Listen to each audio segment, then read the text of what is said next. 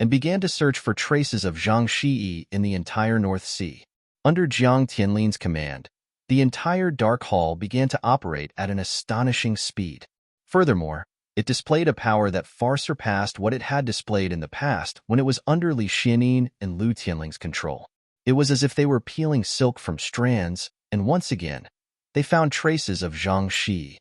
This time, Jiang Tianlin personally took action and very quickly found Zhang Shi, who was hiding in the northeastern sea near the Deep Sea Demon region. Before meeting Lu Ping, Zhang Shi's only opponent in the entire North Sea was Jiang Tianlin. After advancing to the mid-Dharma stage and mastering supreme powers, Zhang Shi's greatest hope was to be able to fight Jiang Tianlin in a fair and square battle. Unexpectedly, Lu Ping appeared out of nowhere and beat him up before Jiang Tianlin could even make a move. In the end, Zhang Shi was forced to retreat and run away. But in the depths of Zhang Shi's heart, he still hoped to fight Jiang Tianlin. Perhaps this had become the only hope to maintain the pride in his heart. However, reality was cruel. Both sides could be said to be enemies, and the battle lasted for several hours.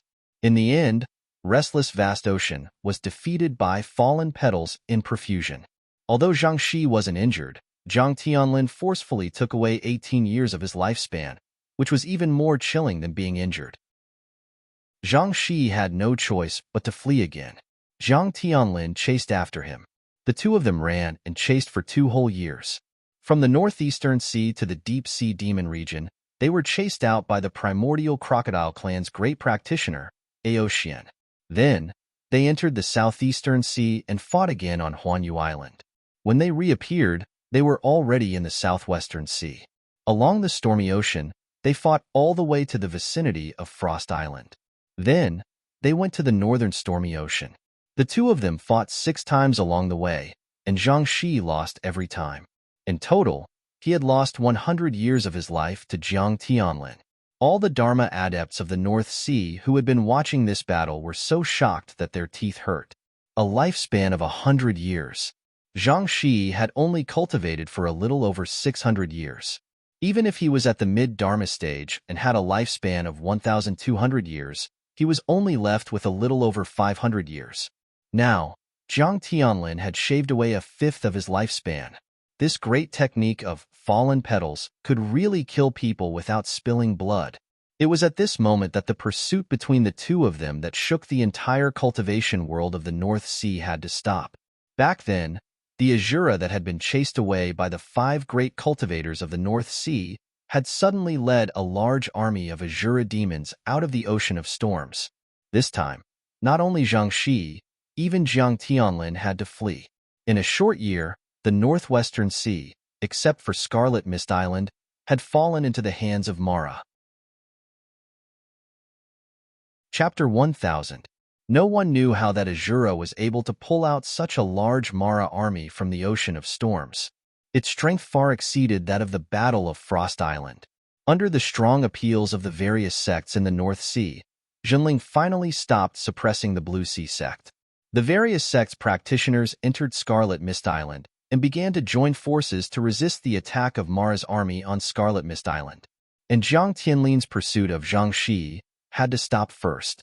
After all, both the Blue Sea sect and Zhang Shi had paid a huge price this time. However, Jinling's suppression of the Blue Sea sect for 2 years had created unimaginable pressure on the Blue Sea sect.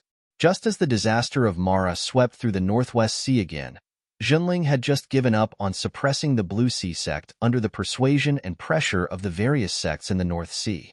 Then, another shocking news came from the Blue Sea sect. The East Pole Laozu had fallen under the Second Lightning Tribulation, and the Blue Sea sect's dream of becoming a Dharma adept had finally come to an end. The Blue Sea sect was probably going to fall. This became the voice of almost the entire North Sea sect. Although the news that the East Pole Laozu was about to advance to the late Dharma stage had spread throughout the North Sea sect a few years ago, the entire North Sea sect attributed the death of the East Pole Laozu to Jinling's suppression, and the outbreak of the disaster of Mara was the last straw. The East Pole Laozu was eager to break through and escape the Blue Sea sect's current predicament, so he had to take a risk. Unfortunately, he failed. The Blue Sea sect undoubtedly placed all their hatred on Jinling. But they had no choice but to hide this seed of hatred deep in their hearts, waiting for the day when it would take root and sprout. It was not that the Blue Sea sect did not want to hide the news of the fall of the East Pole Laozu, but in the end, it failed. Just as the entire North Sea was concentrating on Mara's invasion on Scarlet Mist Island, Jiang Tianlin Laozu's communication jade slip brought Lu Ping a surprising piece of news. Zhang Shi had actually gone to the East Sea. Because Zhenling had the widest sphere of influence on the entire Scarlet Mist Island, Zhenling's task of defending against Mara's invasion was the most important. With the Celestial Laozu in charge of the sect and the head Lu Tianling in control of the overall situation, Jiang Tianlin Laozu was the best candidate to take charge of the defense of Scarlet Mist Island. He could no longer take care of his own personal affairs. At this time, Jiang Tianlin could only hope that Lu Ping could continue to pursue Zhang Shi on his behalf. Slowly, Lu Ping also began to understand the meaning of Jiang Tianlin's move. He wanted to cut the weeds and eliminate the roots. With the fall of the East Pole, no one in the Blue Sea sect would be able to reach the late Dharma stage in the next 100 or 200 years, and among the second-generation disciples of the Blue Sea sect, only Zhang Shi had the qualifications and hoped to replace the East Pole Laozu. It could be said that the future of the entire Blue Sea sect could only be supported by Zhang Shi. Zhenling naturally saw Zhang Shi's role, and the Blue Sea sect also knew that under such circumstances, Zhenling would definitely choose the opportunity to get rid of Zhang Shi. Therefore, when the disaster of Mara broke out and the cultivators of the various sects were mobilizing their troops, the Blue Sea sect let Zhang Shi take the opportunity to leave the North Sea. At least he could leave a spark for the future rise of the Blue Sea sect.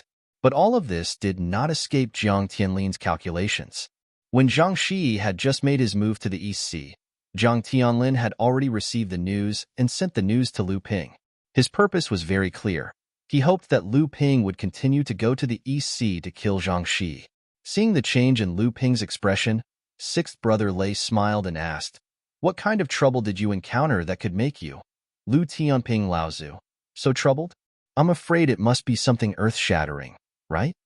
Lu Ping smiled and said, "I'm afraid Huangli Island will need Brother Lei to hold the fort again." Sixth brother Lei had just condensed his Dharma power, so he still needed time to consolidate his cultivation.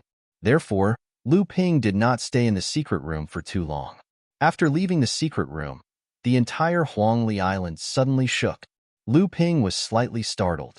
When he spread out his divine telekinesis, he heard Lu Qiner's clear and melodious chirp with a trace of joy. Lu Ping's heart moved, and he appeared in a call behind the cave residence. As Huangli Island expanded, the terrain of Huangli Island also changed. Lu Ping's cave residence was located in the center of the entire island. The fiery light that soared into the sky flashed from the mountain valley, almost illuminating the entire sky in crimson red. A huge cyan luan was hovering excitedly above the mountain valley, shuttling through the fiery light from time to time, as if it was bathing in fire. When Lu Ping arrived, Lu Qiner finally descended from the sky and said excitedly, "Big brother, look, this is the fire vein that I stimulated and nurtured." The call was the exit of the fire vein, and the tumbling magma was like boiling water. This was actually a small-scale fire vein. Lu Ping looked at Lu Qiner with a surprised expression and said, "Qiner, didn't you say that the fire spirit pearl was just a miniature spirit pearl? It was already good enough to nurture a miniature fire vein. How did it turn out to be a small-scale fire vein? From the looks of it, the quality of the fire vein is rather good. The fire is extremely pure." Lu Qiner said embarrassedly, "Qiner has mistaken. After all, the fire spirit pearl is even rarer than the spirit amassing pearl. Qiner only described it in my inherited memories. However, without our phoenix race's bloodline inheritance secret art, it wouldn't be easy to nurture this fire vein." Lu Ping knew that Lu Qiner was speaking the truth. The Fire Phoenix race was publicly acknowledged as the elves of fire in the cultivation world. Although Lu Qiner didn't have a pure Fire Phoenix bloodline, her cultivation might not be inferior to the direct descendants of the Fire Phoenix race. Lu Ping thought for a moment and said, "Qiner, I might be going to the EC soon. Do you want to follow me?" Lu Qiner looked at the fire vein in the middle of the kernel. This was the new home that she had painstakingly built for herself. For this, She had pursued Debeo on Huangli Island for an entire year. Only then did she obtain enough treasures to execute the Fire Phoenix's secret art and nurture the Fire Spirit Pearl into a fire vein. However, Lu Qiner also knew that Lu Ping might bring her to the Fire Phoenix race on this trip to the North Sea. This was an opportunity for her, and it was related to the growth of her cultivation.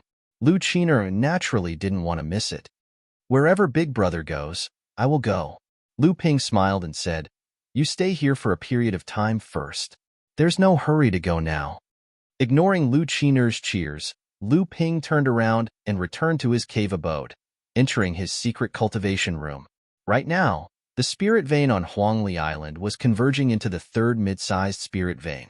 The spiritual energy in Lu Ping's cultivation room was so dense that it could choke an ordinary person to death. In the underground spring where the spiritual energy originated from, Lu Dague was sleeping in the water. In this spirit pond that Lu Dague created, 18 willing fish Dao soldiers had already advanced into the blood condensation realm. Some of the more outstanding ones had even advanced into the mid-stage of the blood condensation realm. There were 36 willing fish of the second generation that had survived, and they were now at the late stage of the blood refining realm. The 81 willing fish of the third generation had only just reached the blood refining realm and were not qualified to become Dao soldiers yet. These willing fish were a gift from the Tianxian sect to Lu Ping when he was traveling in the Middle Earth. The willing fish was one of the strongest Dao soldiers in the cultivation world, but it was also one of the most difficult to cultivate. After decades of cultivation, even though Lu Ping was rich, he only managed to cultivate 3 generations of willing fish, and there were only slightly more than 100 of them. Most of the time, these Dao soldiers were taken care of by Lu Dague. Lu Ping took out a water bowl and sucked it towards the pond. Lu Dague, the willing fish, and the spiritual water in the pond were all sucked into the water bowl by Lu Ping. The spring gurgled and the water began to fill up the entire pond again. After leaving the cave abode, Lu Ping once again summoned all his disciples. Looking at the disciples below him, Lu Ping said, I will be going on a long journey in the near future. This time, it will take at least 3 to 5 years, and at most, it will take several decades. All of you must be careful and diligent. Don't let your cultivation fall behind. The disciples all bowed their heads in agreement. The eldest disciple, Wang Xuanqi, said, I wonder where Master will be going? We brothers and sisters can accompany you. Lu Ping shook his head and said, This time, I will be going to the Eastern Sea first. I don't know where I will be going after this. As the eldest disciple of the Hearing Surf Manor, you need to take care of the affairs on Huangli Island on my behalf. The cultivation of you brothers and sisters is still too weak. You will only be a burden if you go. Lu Ping ignored the embarrassment on the disciples' faces and said, The Northern Sea is currently in troubled times. It is not good for all of you to cultivate diligently. You need to go out often to gain experience. Although it is dangerous, it will be of great benefit to your future cultivation. The disciples all listened attentively. A satisfied smile appeared on Lu Ping's face, and he continued, Master has a few treasures here that I don't normally use. Today, I will give them all to you. However, don't blindly rely on the power of these treasures to bully others. You must know that your own cultivation is the foundation. Without a deep cultivation, even if you have a treasure, you will only be able to display some of its power. When the disciples heard that Lu Ping wanted to divide the treasures, their faces lit up with joy. Lu Ping's face sank, and he gave them another lecture before handing over a spirit sealing box and the water bowl containing the willing fish to Wang Xuanqi.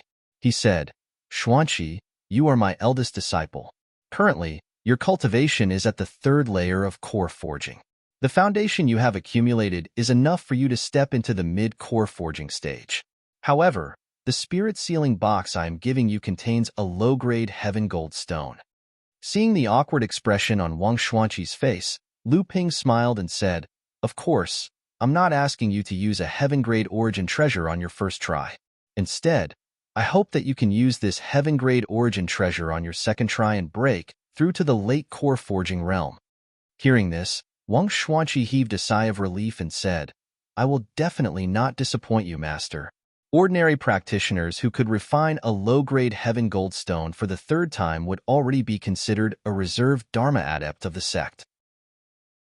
Who knew how much effort the sect would put in to cultivate them? However, Lu Ping wanted Wang Xuanqi to use a heaven gold stone for his second attempt. It was obvious that Lu Ping wanted Wang Xuanqi to be nurtured like a disciple of a large, established sect, or even one of the 6 holy lands. Chapter 1001. Lu Ping did not directly prepare the spiritual items for Wang Xuanqi to advance to the mid-stage core forging realm. He hoped that they could obtain it through their own efforts and not blindly rely on Master's help. At the same time, he placed the heavenly gold stone far in front of him to encourage his disciples. Lu Ping handed the water bowl to Wang Xuanqi and said, "This willing fish is a Dao weapon that Master specially prepared for Huangli Island. It's just that this Dao weapon has not been fully formed yet. Master has no time to spare, so I will temporarily leave this Dao weapon in your care." After handing the heavenly gold stone and willing fish to Wang Xuanqi, Lu Ping looked at Tian Xianyue and said, "I heard that you have made great progress in the Yingshan Immortal Academy. You have already mastered mid-stage core forging realm pills and are now refining late-stage core forging realm pills?" Tian Xianyue said, "It's all thanks to Master's guidance and cultivation. Disciple has concentrated on studying Master's pill refinement techniques to achieve this." Lu Ping nodded and said, "I have passed on all my pill refinement techniques to you. However, Master still has 2 great pill refinement techniques. I have already taught you the spiritual explosion technique, so today, I will teach you the spirit fire smelting purification technique. This secret technique is very important, so you must use it carefully. You should study it carefully after you leave." Tian Xianyue took the jade slip and thanked Lu Ping. However, he saw Lu Ping open his palm and a small pill furnace appeared in Lu Ping's palm. Tian Xuanyue's eyes widened when he saw the pill furnace in Lu Ping's hand. Even the other disciples sucked in a breath of cold air. Top-grade pill furnace, flying rainbow cauldron. Although Jinling already had 2 magic treasure pill furnaces and the number of high-grade pill furnaces had increased, it did not mean that Jinling had enough pill furnaces. On the contrary, with the expansion of Jinling and the increase in the number of pill refinement masters, both pills and pill furnaces were still in short supply. The status of top-grade pill furnaces in the sect did not decrease but increased. Who would have known that Lu Ping actually had a top-grade alchemy furnace on him? In fact, what everyone didn't know was that Jinling actually had 3 magic treasure pill furnaces. In addition to Lu Ping's Nachuan cauldron and Tian Lu Laozu's treasure cauldron, Jinling had also obtained a treasure cauldron that had condensed 3 treasured seals in the Ying Tian dojo. However, this treasured cauldron was eventually obtained by Celestial Phenomenon Laozu. Even Lu Ping had no idea what Celestial Phenomenon Laozu used it for. Lu Ping noticed the expressions on the disciples' faces. He smiled faintly and said to Tian Xianyue, "Although I prepared this soaring rainbow cauldron for you, it won't be easy for you to obtain it." However, compared to Wang Qi and Du Jialuo, they were far behind. Lu Ping waved his hand in front of him. 2 flying swords appeared from the spatial door like swimming fish. They circled around Lu Ping's body. They were the autumn dew swords in Lu Ping's hand. This pair of spirit-nurturing grade flying swords had accompanied Lu Ping for decades. If it weren't for the fact that the quality of the swords could no longer be improved, Lu Ping would not have stopped using them after obtaining the thin water-flowing sword. Lu Ping thought for a moment. He guided the 2 flying swords slightly and pointed at the stone wall at the entrance of the cave. The autumn dew swords drew a white arc in front of the 2 swords and disappeared into the stone wall. Looking at the confused siblings, Lu Ping said, "You 2 have cultivated my sect's joint attack secret technique. The autumn dew eerie swords were once my favorite weapon. Now, I've embedded the swords into the stone wall. One day, if you 2 can extract the swords without damaging the stone wall, the swords will belong to you too." The siblings were happy and worried at the same time. They were happy because the charming autumn water sword was a spirit-nurturing grade mystic treasure, which was already considered an important treasure in Jinling sect. But they were worried because Lu Ping had clearly set up a test for them. They didn't expect the siblings to obtain the mystic treasure so easily. It wouldn't be easy to pass the test set up by Immortal Water Sword. However, thinking about the treasures that Lu Ping had left for his 3 direct disciples, It was clear that Lu Ping had placed the treasures in front of the disciples' cultivation. Every time they made some progress, there would be a benefit waiting for them. But if they slacked off, then they would naturally have no chance of obtaining the treasures. In front of the last registered disciple, Song Wu, Lu Ping took out landslide and weighed it in his hand with reluctance. This landslide has been with me for the longest time. Although I have managed to condense the 7th restriction and upgrade it to spirit nurturing grade, it is extremely difficult to continue to upgrade it. It is extremely rare to find a top-grade spirit material with both water and gold attributes. However, this treasure is suitable for your cultivation method. If you can successfully advance to the mid-core forging stage in the future, you can take this treasure and refine it. After assigning tasks to the disciples, Lu Ping stood up and went to Tianling Mountain. Originally, he wanted to see if his teacher had recovered, but he did not expect to receive a message from Lao Zhu Jiang Tianlin as soon as he arrived at Tianling Mountain. He asked if Lu Ping had already set off for the Eastern Sea, and if he had not, he would immediately head to Scarlet Mist Island. Lu Ping was bewildered, but he did not hesitate at all. He turned around and walked toward the teleportation formation in front of the Heaven Spirit Hall. With a flash of white light, Lu Ping reappeared on Scarlet Mist Island that was shrouded in red mist. Currently, Tianlin, Xianglu, Tiancheng, Tianqin, and Tianshan had gathered on Scarlet Mist Island. Other than Tianling Mountain, it could be said that Zhenling was the most impregnable place. As soon as Lu Ping emerged from the teleportation formation in front of a mountain, he just happened to see a group of Mara charging toward where Zhenling was stationed. The Zhenling cultivators on Scarlet Mist Island all rose into the air and began to activate the protective formation along the coast in preparation to defend against the Mara's charge. However, this group of Maras was not particularly strong, but they were extremely fast. It seemed that they wanted to charge into Scarlet Mist Island before the protective formation was completely activated. The cultivators in Zhenling cried out in alarm. As soon as the protective formation was activated, it had yet to unleash its full power. However, over 10 large Maras had already arrived. The various magic treasures on their bodies all shot toward the cultivators in Zhenling. Just as Lu Ping's soul sense charged toward the group of Maras, a soul sense hidden in the air also charged toward Lu Ping's soul like a hungry wolf. The blood demon's soul-devouring ability? Lu Ping sneered.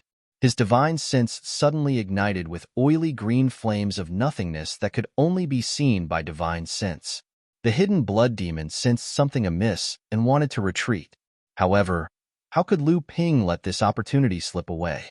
His divine sense abruptly charged forward, and a shrill roar suddenly rang out from the void several li away. Next, a blood-red figure flashed across the horizon before disappearing. Lu Ping did not care about it. He knew that every time Mara attacked, there would be a bloody Mara hiding in the void. His appearance would surely attract the attention of the bloody Mara that was lingering outside Scarlet Mist Island. Although Lu Ping would not attack the ordinary Mara, he did not mind making the bloody Mara that was hiding suffer. Just as the blood demon was defeated and fled, Lu Ping's divine sense immediately sensed that 2 bloody Mara-level divine senses were once again paying attention to him. However, this time, the other party was clearly more cautious. They were only monitoring him to see if he would attack the ordinary Mara that was attacking Scarlet Mist Island. Naturally, Lu Ping would not break the unwritten rule between the cultivation world and Mara. However, just because he did not attack, it did not mean that Lu Ping would not interfere. A young man, who was slightly shorter than Lu Ping but several times more muscular than Lu Ping, walked out from behind Lu Ping with a bronze bell in his hand. Chapter 1002. Although DeBeo still had the face of a young man, the 2 small tufts of mustache below his nose made him look a little more mature. In addition, he had managed the Huangli Island auction house and other businesses over the past few years, causing DeBeo to look a little more mature. DeBeo held a copper bell in his hand, walked a few steps towards the battle on the sea, and then suddenly hit the big bell in his hand. Duong. A ripple visible to the naked eye extended in the void, and in a moment, it had spread to the battle between the Zhenling cultivators and Mara cultivators. The Zhenling cultivators only felt pain in their eardrums, followed by dizziness, and immediately woke up. On the other hand, The Mara cultivators on the opposite side covered their ears and cried out in pain. Many of the weaker Mara cultivators were dispersed by the sound of the bell and fell from the sky one after another. They were surrounded and killed by the Jinling cultivators who woke up before them. In just a moment, the situation of the whole battle suddenly reversed. A large number of Mara fell, and the remaining big Mara cultivators with deeper cultivation were mostly able to resist the sound of the bell. Although they were dazed for a moment, they quickly recovered. Even so, because a large number of Mara cultivators with weaker cultivation were killed, the Jinling cultivators had a numerical advantage against the remaining big Mara cultivators. They quickly gained the upper hand on the battlefield. After killing 3 or 4 big Mara cultivators in a row, the remaining Mara cultivators could no longer resist the pressure of Jinling cultivators, and they all fled to the sea. When the Jinling cultivators returned to Scarlet Mist Island, Lu Ping had already arrived at the temporary cave residence that Zhang Tianlin and Lao Zhu had opened on Scarlet Mist Island. You got the method to refine the Songhai bell? When Zhang Tianlin and Lao Zhu saw Lu Ping asking, Xiang Lu and Lao Zhu also looked at the copper bell in Lu Ping's hand in surprise. It was obviously a newly upgraded spiritual magic treasure. Lu Ping was not surprised at all. He handed the copper bell to Zhang Tianlin and said, "Yes, I found a jade slip in the Songhai relic. I wasn't sure at first, but after asking senior brother Xian Lian for help, I didn't expect the copper bell to have the same effect as the Songhai bell. It's just that the grade of the copper bell is too low, and to continue to improve the quality of the Songhai bell, the spiritual materials needed are extremely rare and strange. It's not realistic to refine this magic treasure on a large scale to defend against Mara." Zhang Tianlin and Lao Zhu passed the copper bell to Xiang Lu, Tiancheng, and the other Lao Zhu. Finally, they returned the copper bell to Lu Ping. Zhang Tianlin and Lao Zhu said, "So Xian Lian has already mastered the method to refine the Songhai bell?" Lu Ping nodded and asked, "Uncle, why did you call me here this time?" Zhang Tianlin and Lao Zhu asked in a deep voice, "Do you know about the AI Clan Island?" Lu Ping shook his head in surprise and said, "I don't know. Isn't the AI Clan Island one of the small forces in the North Sea? It's said that it has a close relationship with Tianyue sect. Did something happen?" Tianqin Lao Zhu interrupted. "Just yesterday, the entire AI Clan Island was slaughtered by the Crystal Palace and Xianling sect. Hundreds of cultivators on the AI Clan Island, including the Dharma idol Lao Zhu, were all killed.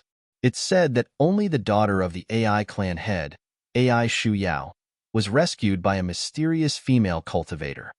Lu Ping was shocked speechless. Lu Ping was quite familiar with the AI Clan Island. He was friends with the AI Clan's third-generation disciple, AI Buotao, and the cross-dressing AI Shu Yao. After a while, Lu Ping asked, "Why?" After all, the AI Clan of the North Sea was a family with a high status. Although the Crystal Palace and Xianling sect were powerful, they couldn't exterminate the whole clan for no reason. They had to at least come up with a dignified reason to convince people. Moreover, the AI Clan was backed by the Tianyue sect of the Central Plains. Zhang Tianlin smiled bitterly and said, "They colluded with the demon race and acted as a middleman for the East Sea enemies of Tianyue sect and the Crystal Palace, the Green Sea Snakes. On the day of the extermination, both the Tianyue sect and the snake demon race were present. This time, even the Tianyue sect was involved.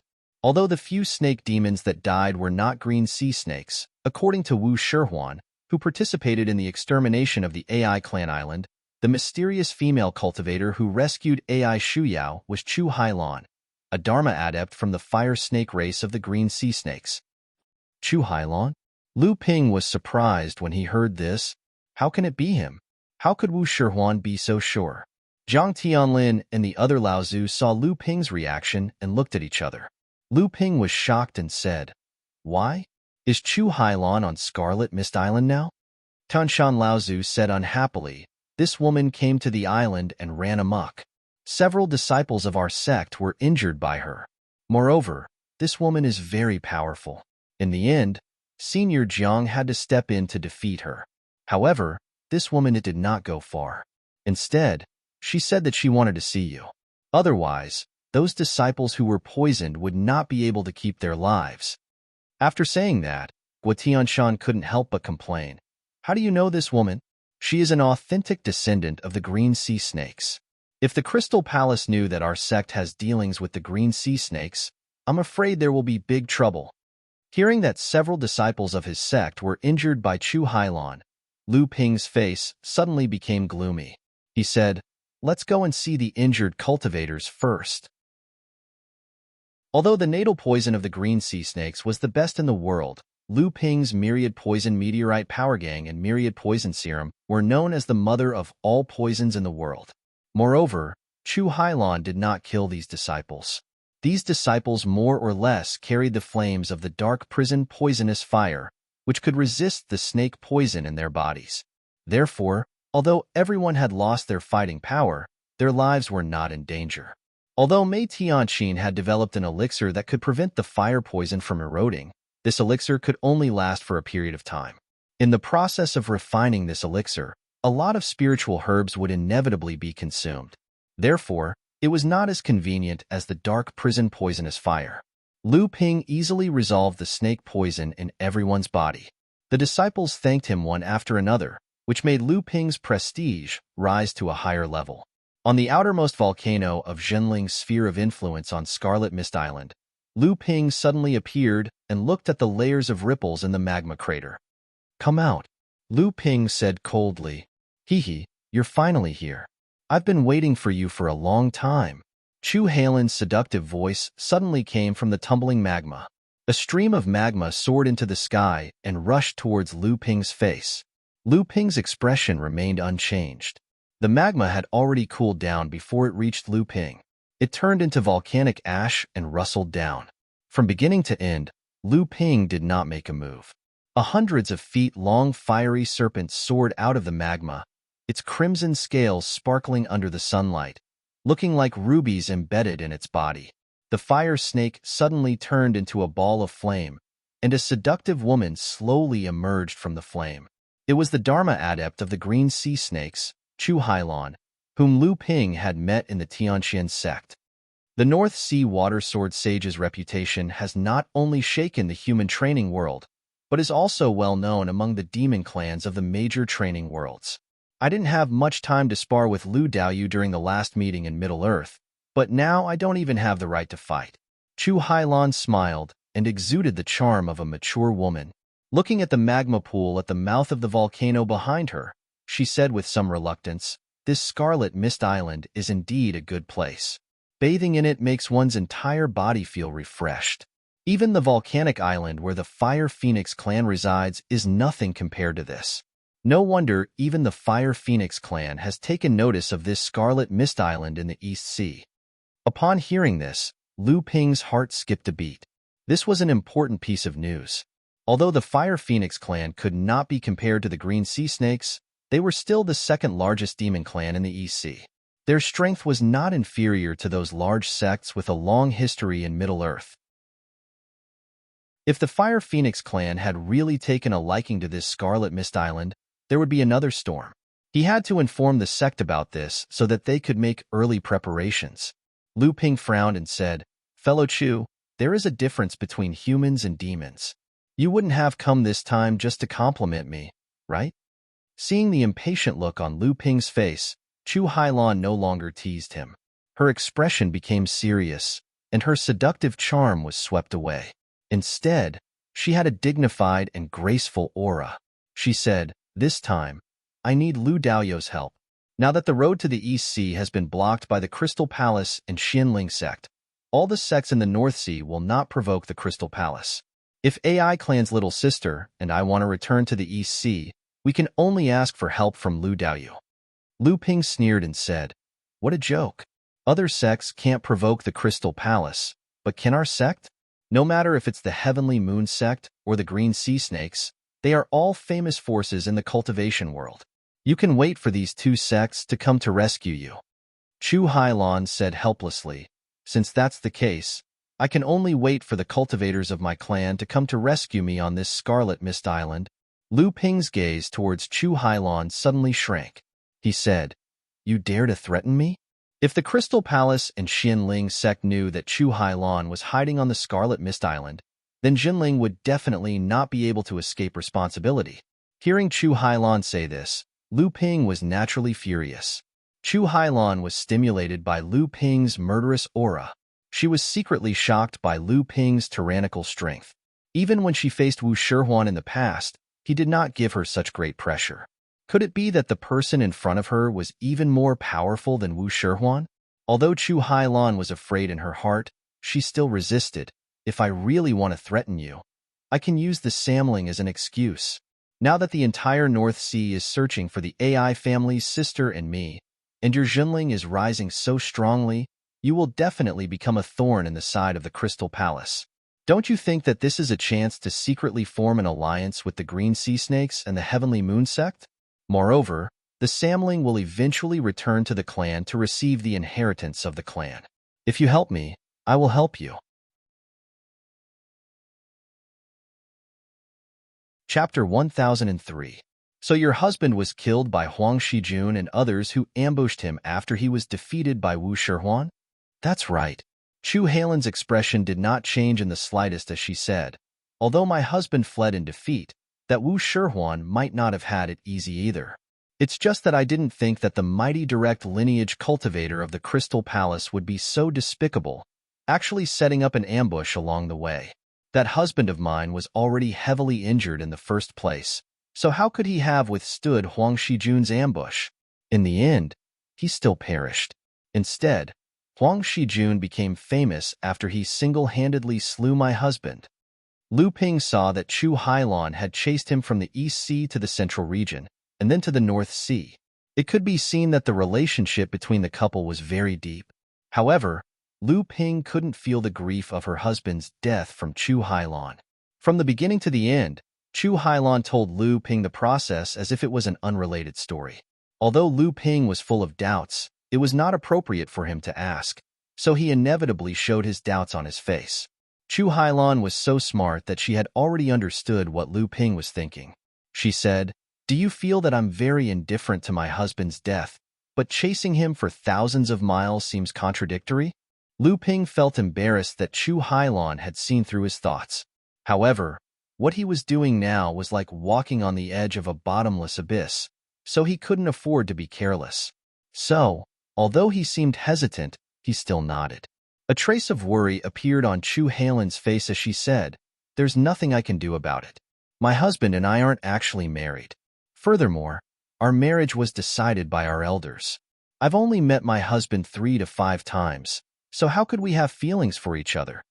Lu Ping asked curiously, "In that case, why are you so eager to avenge him?" Chu Hailan smiled bitterly. "It all started because of me. When I was traveling in human form, Wu Shihuan came to pester me because he coveted my beauty. He chased me all the way to the outer endless sea. I was no match for Wu Shihuan, so I could only use my clan's secret technique to ask for help. Coincidentally, my fiancé came looking for me, and we fought a great battle when we met. However, I didn't expect that my transformation technique, which I thought was brilliant, would be seen through by Wu Shihuan. He set up a trap to lure my husband here. After I was entangled by Ma Shifeng, my husband was defeated by Wu Shihuan, and he was killed by Huang Shijun on the way to escape." Chu Hailan paused and continued, "Ma Shifeng's strength was similar to mine. When I saw my husband being defeated, I naturally escaped. Fortunately, Wu Shihuan was also injured, so I was able to escape unscathed. However, when I returned to the clan, I was reprimanded by the Water Snake clan. They thought that it was because of me that my husband died. My Fire Snake clan is weak to begin with. When the two clans united by marriage, we also asked for help from the Water Snake clan. Now, things have backfired. I can only use the excuse of avenging my husband to travel for many years in order to avoid the disputes within the clan." Lu Ping didn't expect Chu Hailan to have such an experience. But to be able to fight Wu Shihuan to such an extent, it seemed like her fiancé's status in the Water Snake clan wasn't low. Otherwise, the Emerald Sea Spirit Snake clan wouldn't have vented their anger on Chu Hailan because of her fiancé's death. At this time, Lu Ping didn't know what to say, but he was still a little nervous. With Chu Hailan's current situation among the Green Sea Snakes, would she still be able to help Samling obtain the inheritance? Chu Hailan seemed to be able to understand Lu Ping's thoughts. Seeing that Lu Ping didn't speak, She quickly guessed his thoughts again. She asked, "Are you worried about Samling's inheritance?" Lu Ping was a little vulnerable to this woman's intuition, so he could only nod and admit it. Chu Hailan smiled and said, "With the qualifications and strength of these three little guys, you should not be worried about whether they can accept the inheritance, but whether you can bring them out after accepting the inheritance." Lu Ping heard the meaning in Chu Hailan's heart and said in surprise, "Is there really a way?" Chu Hailan nodded and said, "This is also what I admire about you. Samling grew up with you, and you were able to resist the temptation of the green sea snakes. From the beginning to the end, you didn't put any restriction on their divine thoughts, making them your spiritual slaves. Instead, you and Samling are like father and son. This is your biggest opportunity." Lu Ping was delighted and asked quickly, "What do you mean?" "Followers." Chu Hailan explained, "At the time when the seventh ancestor opened the sky, the concept of the human and demon races was extremely vague. The seventh ancestor himself might have been a member of the demon race. Later on, even though there were differences between the two races, the relationship between the two races was still equal. Many of the ancient Almighty people simply abandoned the concept of race. At that time, the Almighty people had many followers. The Almighty people of the human race had many followers of the demon race, and the Almighty people of the demon race also had many followers of the human race. These followers even became the embryonic form of the human race's sections. At that time, the Almighty people treated their followers as equals, without discrimination. However, later on, the human heart became more complex, and the demon heart also became more transparent. Thus, this kind of follower, which was built on trust, changed into a method of slavery that controlled the life and death of the Almighty people. Lu Ping seemed to understand a little and said, that is to say, as long as Samling admits that he is your follower and is not forced by you, this matter will be considered half done." "Half?" Chu Hailan nodded and said, "Yes, half. After all, Samling was born in the green sea snake and has a pure bloodline. He is considered one of the best rising stars among the green sea snakes. Do you think the big shots in the clan will be willing to let such an excellent junior follow you, a human?" Lu Ping couldn't help but ask, "Then what should I do?" Chu Hailan giggled and said, "That depends on whether you have the strength. As Samling's follower, you must have the strength to protect your own follower when necessary. If you can't provide this kind of protection yourself, how can others rest assured to let their juniors follow you?" Chu Hailan then changed his tone and said, "Of course, with your reputation as the North Sea Water Sword Celestial, the big shots in the clan will look up to you." Lu Ping couldn't help but smile bitterly. The big shots in the Green Sea Snake clan only needed to think about the strength of the Crystal Palace to understand why he would be looked up to by these big shots. After Lu Ping roughly told Jiang Tianlin and Laozu about Chu Hailan's matter, the next day, he received a transmission jade slip from Celestial Phenomenon Laozu and Lu Tianling Laozu. However, other than asking about the recent battle situation with Mara on Scarlet Mist Island, there was nothing else mentioned. Jiang Tianlin showed the jade slip to Lu Ping, and Lu Ping immediately understood. He ordered Chu Hailan to find Ai Shuyao, who was hiding in a secret place, and cast a secret invisibility technique on the two of them. They traveled unimpeded all the way to Tianling Mountain.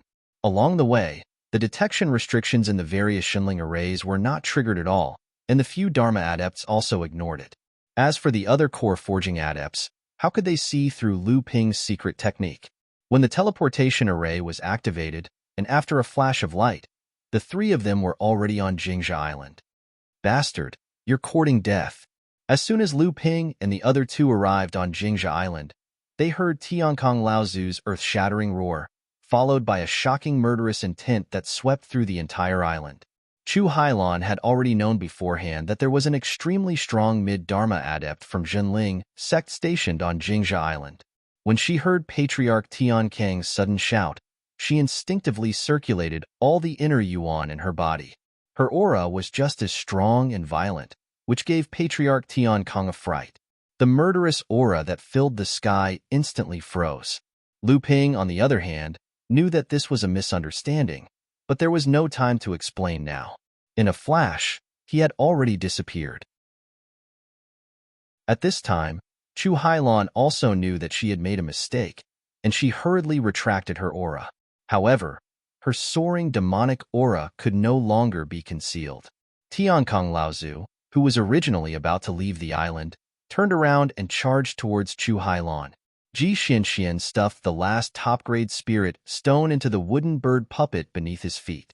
The wooden bird, which was originally dispirited and unpracticed, glowed brightly.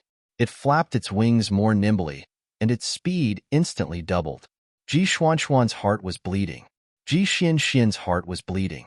The 3 top-grade spirit stones he had were obtained from Lu Ping after wasting half a kilogram of saliva. He didn't expect that the 3 top-grade spirit stones would be wasted on the short journey from Hearing Waves Island to Jingzha Island. This was not what made Ji Xuanxuan's heart ache the most. What pained him the most was the wooden bird puppet beneath his feet. It should be known that the wings of this wooden bird puppet were made from the branches and leaves that Ji Xianxian had saved from the gray willow tree when he was creating Lu Ping's avatar. Needless to say, it was impossible for it to escape so far under the pursuit of a blood shura. However, this puppet had already reached its limit under Ji Xuanxuan's continuous overloading and was already on the verge of becoming useless. He could only hope that it could persevere until Jingzha Island. Otherwise, not only would he lose his life, even Soundwaves Island would probably be completely slaughtered. A blood-red light was getting closer and closer behind Ji Xianxian. Ji Xianxian could see the hideous smile on the blood shura's face hidden in the blood-red light. Ji Xianxian had no choice but to release the last spirit snake puppet on him, hoping that it could buy him some time. Jingzha Island was only a few hundred kilometers away. Explode! Ji Xuanxuan's eyes were bloodshot. Seeing that the spine of the spirit snake puppet made from a branch of the gray willow tree could not withstand more than 2 or 3 blows from the blood shura, Ji Xianxian gritted his teeth and detonated the puppet. Boom! The spirit snake puppet exploded, and the spine of the gray willow tree turned into 12 bone spikes that shot towards the blood shura. Ji Xuanxuan's face paled, and a mouthful of blood sprayed onto the back of the puppet bird beneath his feet.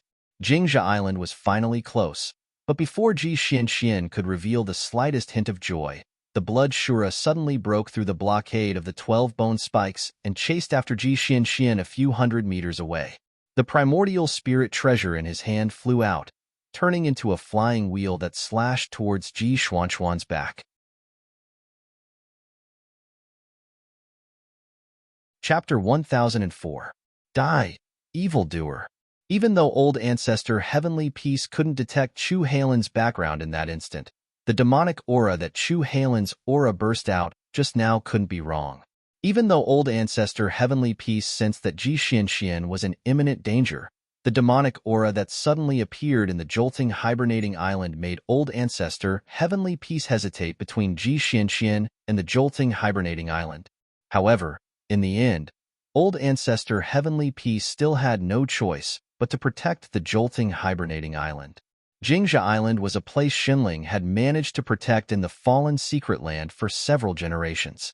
It was also the symbol of Xinling's interest in the several spirit stone veins in the fallen secret land. The mountain-splitting axe slashed down with a mountain-splitting and sea-splitting power, scaring Chu Hailan to the point that her face turned pale. Although Chu Hailan was born in the Fire Snake clan, which was the weakest compared to the other Green Sea Snake tribes, Chu Hailan's strength was excellent. Otherwise, she wouldn't be able to compete with the direct descendants of the Crystal Palace. However, in front of Tiankong Laozu, who had the mountain-splitting axe, it was not enough. A flame rose from the soles of Chu Hailan's feet. Countless flames escaped in all directions in the shape of fire snakes, but they were still cut down by 2/3 by Tiankong Laozu's axe. Fire Spirit Escape. You are the Green Sea Snakes? Old Ancestor Tiankong was experienced and knowledgeable after all, and he had stayed in the East Sea numerous times before, so he naturally had a good eye for things. He immediately recognized that what Chu Hailan had executed was one of the secret escape techniques of the Jade Sea Spirit Snake race, and the attacks in his hands couldn't help but stop. If it was someone else, Tiankong Laozu would have killed him. However, the person in front of him was the Green Sea Snake. At this time, Tiankong Laozu remembered that there should be 3 people who had been teleported here. However, there were only 2 women in front of him. That extremely familiar aura had disappeared. Tian Kong Laozu scanned with his divine will and instantly heaved a sigh of relief. He said, "You guys followed Tianping here?" The remaining fire snakes regrouped a few hundred feet away. Chu Hailon appeared there in a sorry state. He said, "Senior, please don't be angry. I came here with Lu Tianping." At this time, although Tian Kong Laozu had the intention to rush out of the island as soon as possible to receive Ji Xianxian, a green sea snake suddenly appeared on the island. Furthermore, it came from Jinling's own teleportation array. This caused Tian Kong Laozu to not dare to go out of Jingzha Island without understanding the situation. Rumble. Whoosh. Whoosh. The intense fluctuations of the battle quickly attracted everyone's attention. Ji Xianxian was finally saved the moment he was killed by the flywheel. Ji Xianxian, who had narrowly escaped death, couldn't be bothered to feel the slightest bit of joy towards the pair of familiar flying swords. His true essence was on the verge of drying up as he struggled to support the wooden bird puppet beneath his feet to fiercely flap its wings a few times. Then, the wooden bird puppet swayed and crashed towards the Jingzha Island. Crash! Before the cultivators on Jingzha Island could rush over to receive him, the entire wooden bird crashed into the ground at an extremely fast speed and then fell apart. The cultivators from Jinling who rushed over to receive him were Yao Yong, Du Feng, Xinling, and the others. The few of them had accompanied Yao Yong to participate in the Fantasy Spirit City's auction. Their original intention was to see if they could find a way to restore Laozu's origin. In the end, although they found nothing, Yao Yong insisted on staying in the Eastern Sea.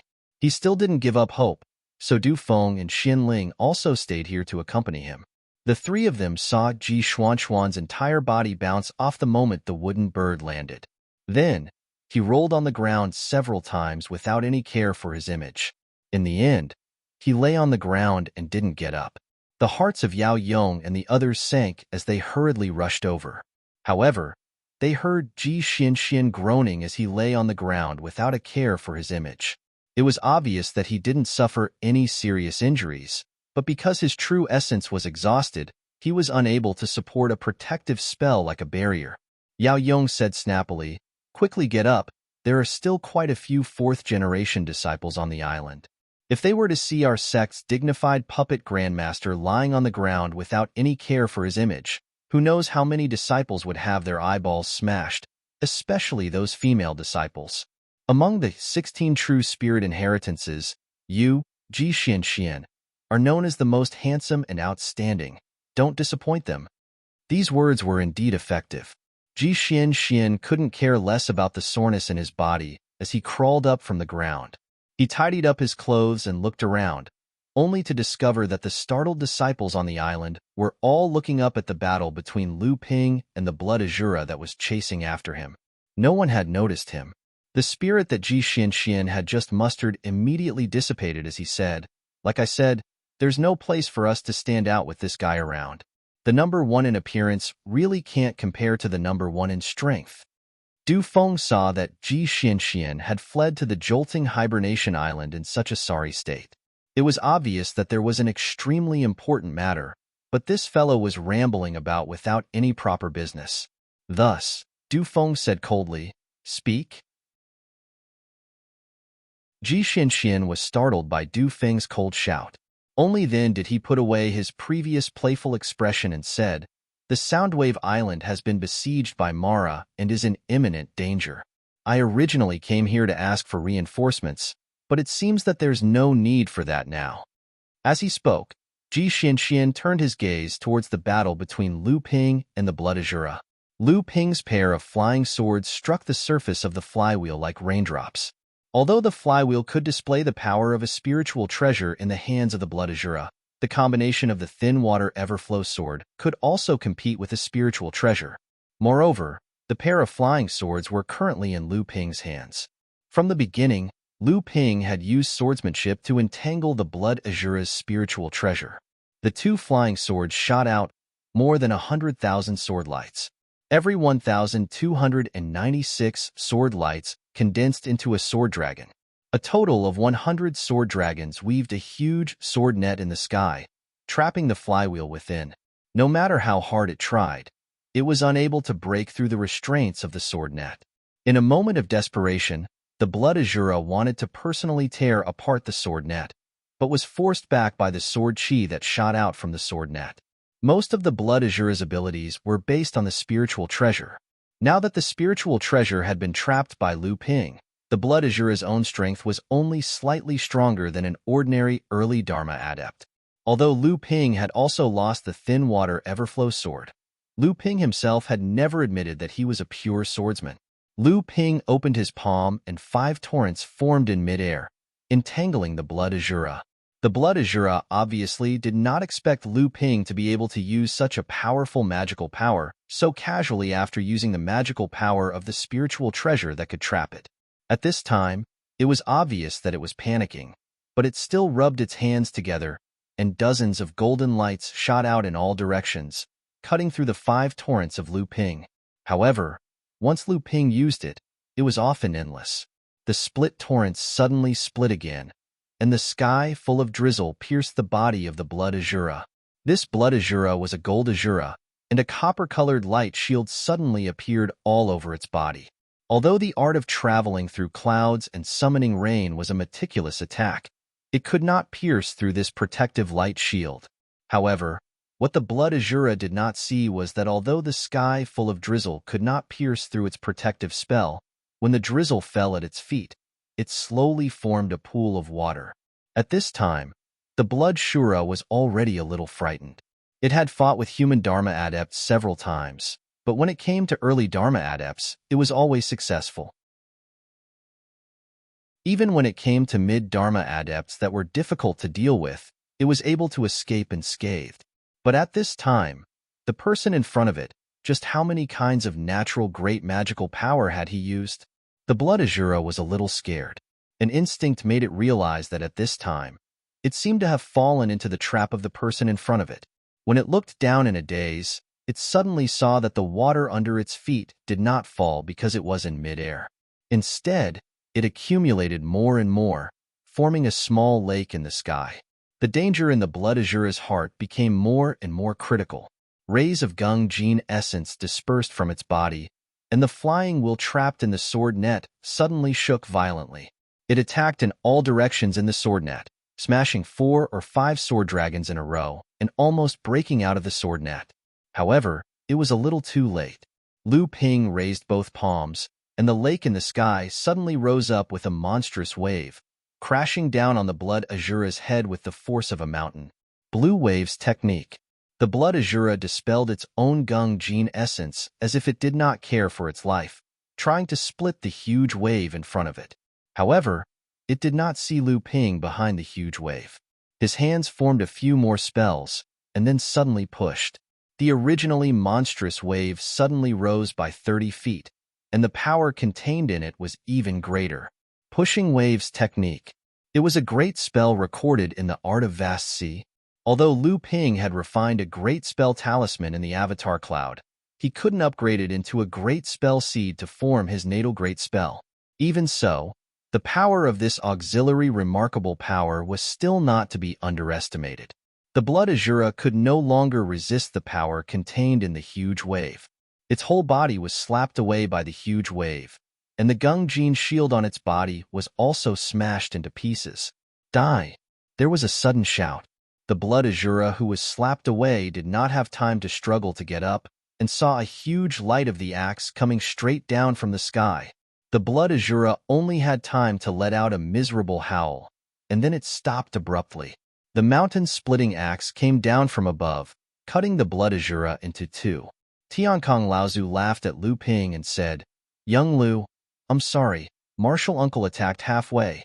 Lu Ping smiled helplessly, but his expression suddenly changed, and he said, "Run?" The flywheel trapped in the sword net by Lu Ping suddenly went berserk, and the flywheel, which was originally a foot in size, was now fluctuating in size, appearing extremely unstable. This was a sign that it was about to explode. Old Ancestor Tian Kong cursed loudly. He saw that a companion spirit treasure that was in his hands was going to disappear again, but his feet didn't linger in the slightest. He returned to Jingzha Island like a wisp of smoke. He had to prevent the aftermath of the meteor explosion from hurting the cultivators on the island. Lu Ping was even more depressed. He had originally wanted to use the Linglong wine cauldron to see if he could absorb the essence from the blood azura when he killed the blood azura. Although this was a gold azura, and the gung gene essence could not be used by Lu Ping, it would be good as long as he could leave a few gung gene pills behind. As for the companion spiritual treasure, the flywheel, Lu Ping was more open-minded. After the fall of the blood azura, it often depended on luck to keep this thing, and this luck would not come 9 out of 10 times.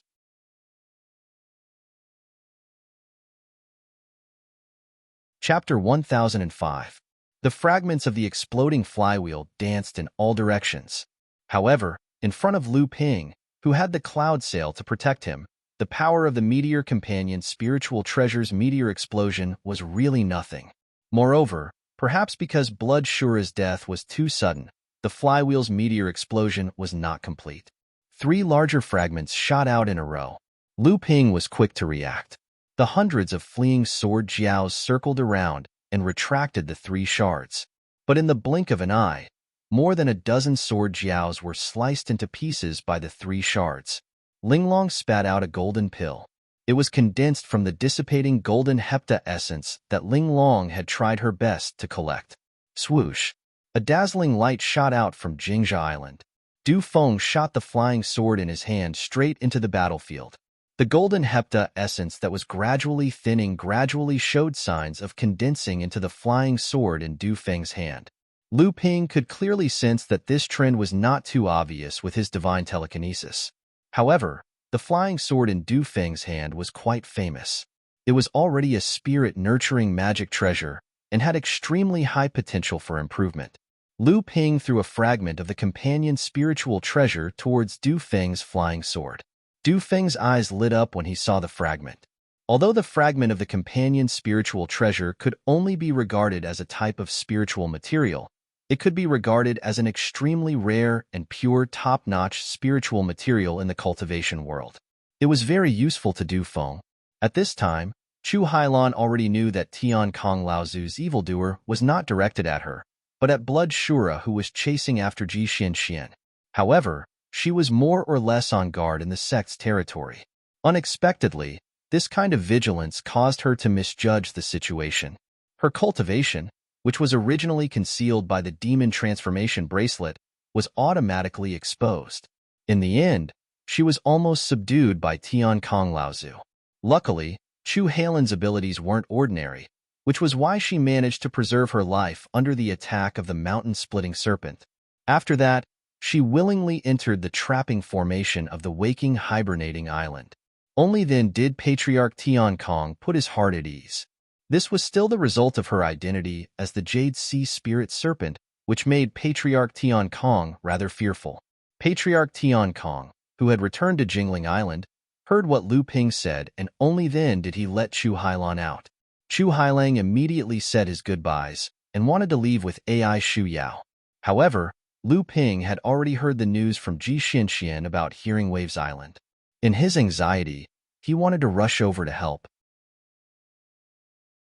However, Lu Ping also knew that the fallen mystic realm was in a state of unrest at this time, so it was naturally not suitable for forefather Tian Kong to leave Jingzha Island. Thus, Lu Ping turned his gaze to Chu Hailan. What? I'm not going. I'm not going. Chu Hailan shook her head like a rattle drum. She wanted to leave Jingzha Island as soon as possible and rush back to her clan to pass on the news of her contact with the Heavenly Moon sect. Among the human sects, Chu Hailan always had a feeling that her life and death were not in her control. She did not want this feeling to remain with her. How about I owe you a favor? Lu Ping was also a little anxious.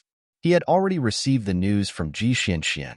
He did not know what had happened on Soundwave Island that attracted 3 Blood Azura and a group of Mara to attack. Ji Xianxian risked his life to ask for help and led one away.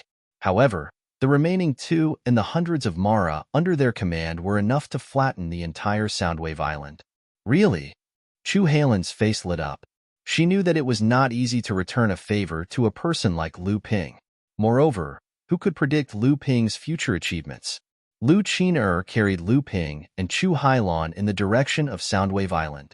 In a short-distance flight, Both Lu Ping and Chu Hailon had dozens of methods to surpass Lu Qin'er.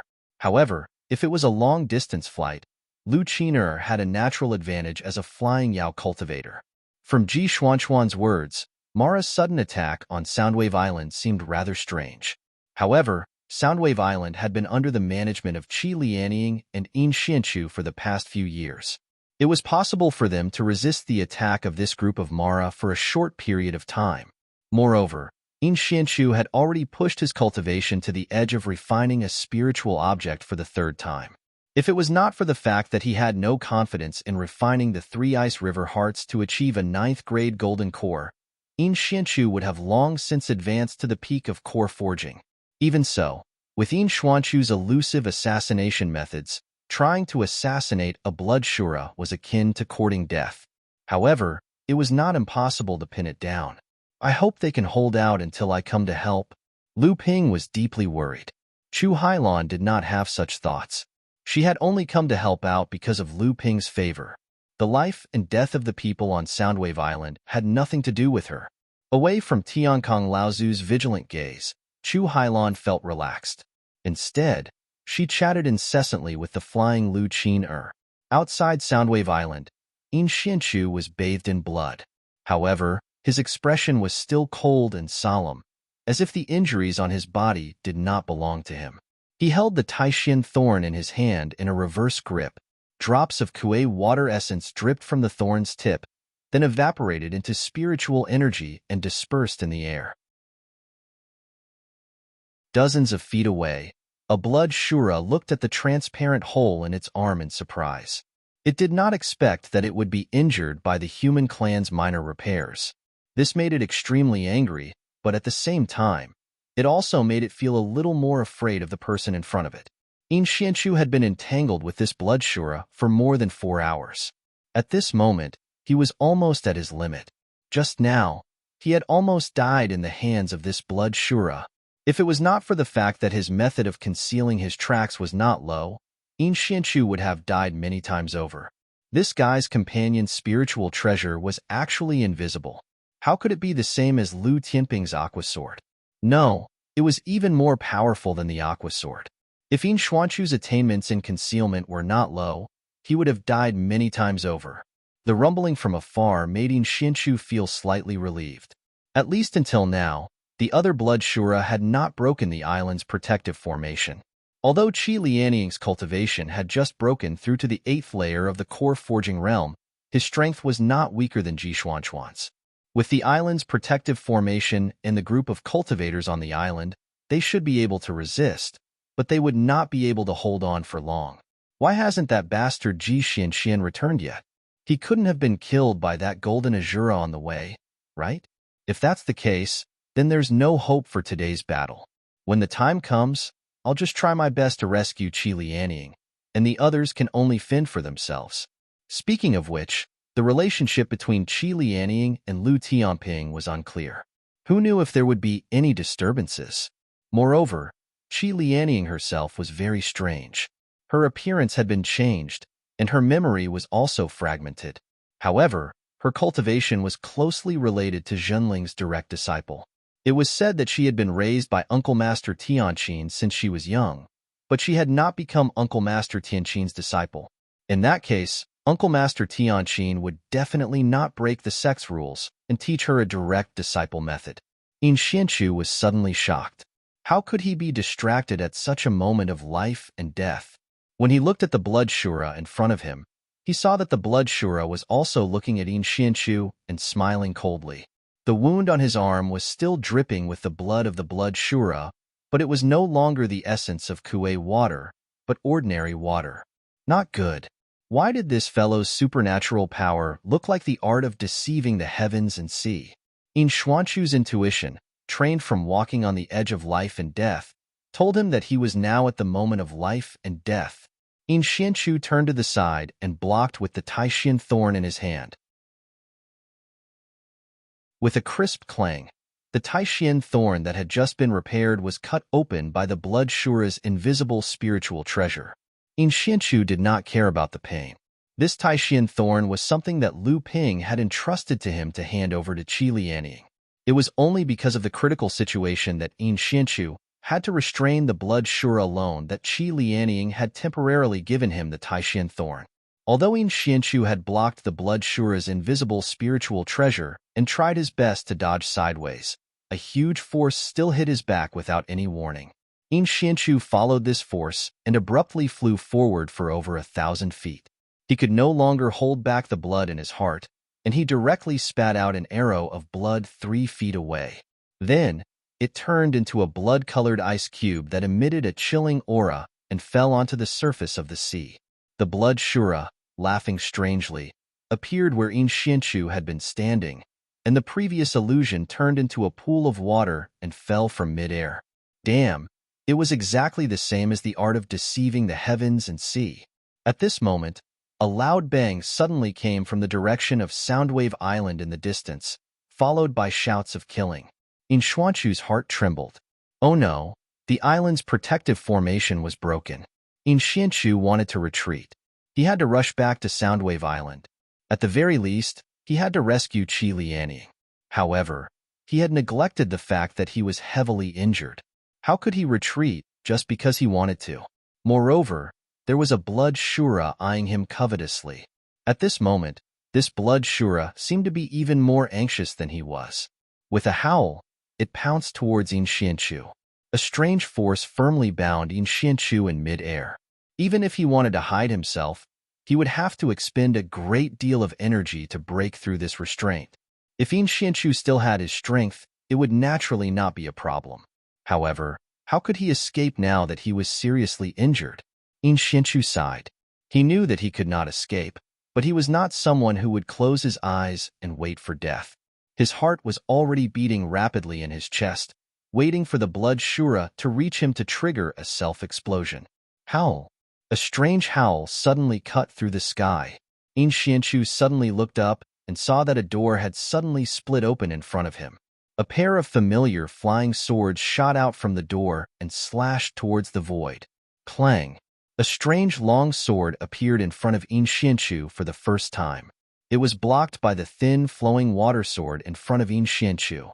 At the same time, that strange howl also seemed to cut through the restraints of space and stab towards the back of Blood Shura's head.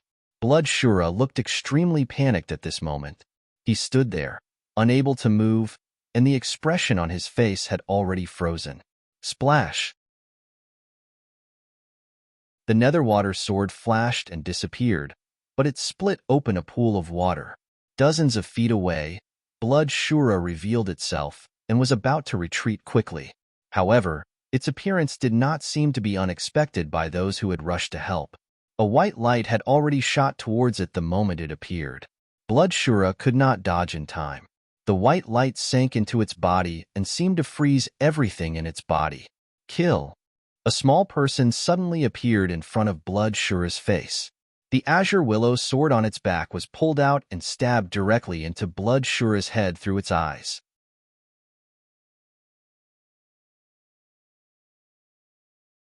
Chapter 1006. In Xianchu had narrowly escaped death. The thin water-flowing sword in front of him was shaking its head and wagging its tail, as if it was greeting him. In Xianchu spat out a mouthful of blood and looked around, but still did not see Lu Ping appear. He could not help but curse and said, "It's actually teleporting the sword through space. Isn't this a space magic that only mid-Dharma adepts can control?" Immediately after, In Xuanchu's gaze turned to the small figure in the distance that was about a foot tall, but looked exactly like Lu Ping. It was Lu Ping's avatar, Lu Xiaoping. Lu Xiaoping obviously understood what In Xianchu had said earlier. He made a face at In Xianchu and then sheathed the willow sword in his hand into the scabbard on his back. He put his left thumb and index finger in his mouth and whistled loudly. The thin water-flowing sword vibrated and immediately circled around in the direction that Lu Xiaoping's right hand was pointing in. In Xuanchu's heart suddenly jumped. Could it be that there was an opponent hiding nearby? But he saw that Lu Xiaoping suddenly jump up, and when he landed, he happened to be standing on the thin water-flowing sword. At this moment, the two swords formed a pincer attack from both sides.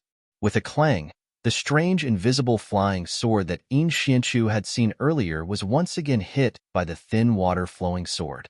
But immediately after, it hit itself again. In Xuanchu's face was filled with joy. It was actually that invisible companion's spiritual treasure. In Xianchu did not care about his own injuries and was about to go forward to help. Unexpectedly, he saw two rays of green light suddenly shoot out from Lu Xiaoping's eyes. In an instant, he found the location of the hidden sword and leaped forward, his hands seeming to grab onto something. The hidden sword revealed itself again, but this time, it was grabbed by the hilt by Lu Xiaoping's small hands. The hidden sword was carried by the hidden sword in midair, and the little person swayed as he hung on the hilt. At this time, the thin water-flowing sword also came forward to attack again, to completely suppress the hidden sword. Just as Lu Xiaoping and the dual flying swords worked together to suppress the invisible flying sword, the sky above the place where the water Shura had fallen once again split open. A three-legged wine cauldron rushed out of the opening. A whirlpool of light appeared at the mouth of the cauldron, and the wine cauldron swallowed more than half of the dissipating essence of the fallen water Shura. A little girl suddenly leaned against the side of the wine cauldron and peeked her head out. She smiled at In Xianchu and shook her head. Then, the wine cauldron slowly turned and once again entered the pitch-black spatial crack and disappeared. The spatial crack also slowly closed up. On Soundwave Island, just as In Xianchu had been injured by the blood Shura and was on the verge of death, the island-protecting formation that Qi Lianying was presiding over was finally broken by the attacks of another blood Shura and more than 100 Mara. Qi Lianying knew that the island was only able to hold on until now because of the power of the island's protective formation. Although there were nearly 10 core forging realm cultivators on the island, most of them were at the early and mid-stage core forging realm. In the face of the White Jade Devil led by Blood Azura, Soundwave Island was almost defenseless. Why would this group of Mara take a fancy to a small island like Soundwave Island? A great Shura rushed towards Qi Lianying, the companion magic treasure in its hand carrying the power of a forward charge towards Qi Lianying. Qi Lianying snorted coldly. Her sleeves stirred up a curtain in midair. The companion magic treasure was hindered layer by layer under the curtain. In the end, the power of the magic treasure was dissolved. Then, the pair of sleeves flipped up, forming a curtain wall that enveloped the Great Shura. The Great Shura rushed left and right, but the magic treasure in its hand was useless no matter where it hit. It could not break through the curtain wall.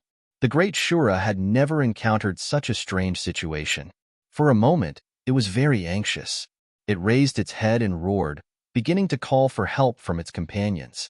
Qi Lianying's face was as gloomy as frost. A pair of short swords appeared in her hands along her sleeves, and then she rushed into the curtain wall with them. The sleeve sword was a magic power that Qi Lianying had practiced. Now, she had used this magic power in such a way that it was as if she was in a maze. A moment later, a scream came from within the curtain wall. The Great Shura, who was equivalent to a late core forging cultivator, had died under Qi Lianying's two swords. The curtain wall turned back into two sleeves, shrinking back into Qi Lianying's sleeves and disappearing.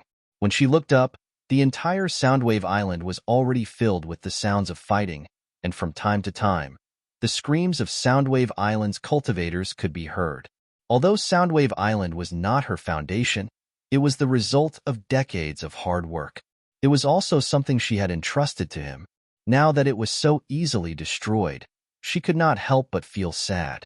But she also knew that there was nothing she could do now. Even if she could kill a Great Shura, there were a total of 20 to 30 Great Shuras besieging Soundwave Island, not to mention that there was still a Blood Shura that had yet to make a move. Escape. Only by escaping would there be hope.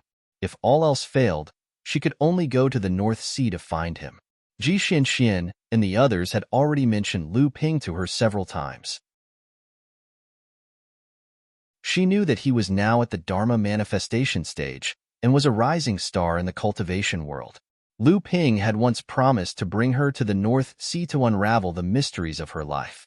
She had already guessed that this might not be a difficult matter, because no matter if it was In Xianchu or Ji Xianxian, when they saw the spell she cast, they both revealed the same look of surprise.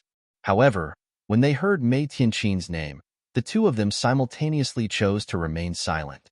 It was as if the two of them were also confused, as if they knew something, but they weren't too clear about it. They were even more unwilling to touch upon such a taboo topic.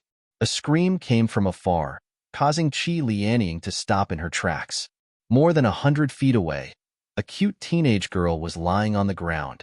The magic tool in her hand was already scattered, and Ashura was laughing sinisterly as it pounced towards the girl. Qi Lianying was furious, and the short sword in her hand shot towards the Shura. Unexpectedly, it was blocked by an ice wall that suddenly rose midway. An ice Shura walked down from the ice wall, and behind it, ice owls rose and flew towards Qi Lianying. Qi Lianying was anxious to save the girl, but the dozens of ice owls suddenly exploded when they flew in front of Qi Lianying. Countless ice needles blocked all of Qi Lianying's escape routes. Qi Lianying had no choice but to spin her sleeves into a whirlpool, sucking in all the ice needles that filled the sky and crushing them. But at this time, there was no time to save the little girl. She directed all her anger towards the ice Shura, but only then did she realize that she had already fallen into the encirclement of 4 great Shuras. Clearly, they were companions that the Shura that had died in Qi Lianying's hands had lured over. Qi Lianying's heart sank even more. Given the situation before her, even whether she could escape was a problem, let alone save the girl. At this time, a long cry suddenly sounded from the sky. Qi Lianying looked up and saw a majestic blue phoenix suddenly swooping down from the sky. The Shura that had bent down to bite the girl's neck was instantly torn to pieces by the blue phoenix's sharp claws. "Sister Qiner," the girl cried tears of joy and reached out to the blue phoenix that was circling again. "It's Lu Qiner, he's here." Qi Lianying was momentarily distracted, and a wood Shura behind her took the opportunity to whip her back. Smack! A bloody gash directly reflected on Qi Lianying's back. Qi Lianying grunted in pain, and blood flowed from the corner of her mouth. She turned around and shot the short sword in her hand at the wood Shura behind her. The other 3 Shuras went forward to receive her, and they attacked Qi Lianying from different directions. For a moment, Qi Lianying was surrounded by danger. A cloud suddenly fell from the sky, and then turned into a golden rock, which pounced towards Qi Lianying. Then, Qi Lianying seemed to be wearing a colorful robe made of auspicious clouds, and a rock that was spreading its wings and about to take flight looked very lifelike. The combined attacks of the Shuras landed on Qi Lianying, but only a few of the auspicious clouds imprinted on the robe were scattered. As the clouds gathered and dispersed, Qi Lianying was not injured at all. Qi Lianying was overjoyed. After Ji Xianxian came to Soundwave Island, she had asked about Lu Ping's recent situation in detail and learned that Lu Ping had 2 great spiritual treasures, one of which was the Golden Rock Cloud Sail. The Golden Rock auspicious cloud robe that she was wearing now was obviously transformed from that cloud sail. Without any worries, Qi Lianying did not care about the continuous attacks from the other 3 Shuras. The short sword in her hand was hidden in her sleeves, and she only cared about the wood Shura that had whipped her just now. Wu Yan was now also a core forging cultivator, but he knew his own ability. It was already a blessing from the heavens to be able to advance to the core forging stage and have an extra 200 to 300 years of lifespan. In this life, his cultivation would probably not be able to advance even an inch. However, at this time, looking at the 7 or 8 minor repairs Shuras in front of him, he was a little envious of Hong Ying and Yi Buki.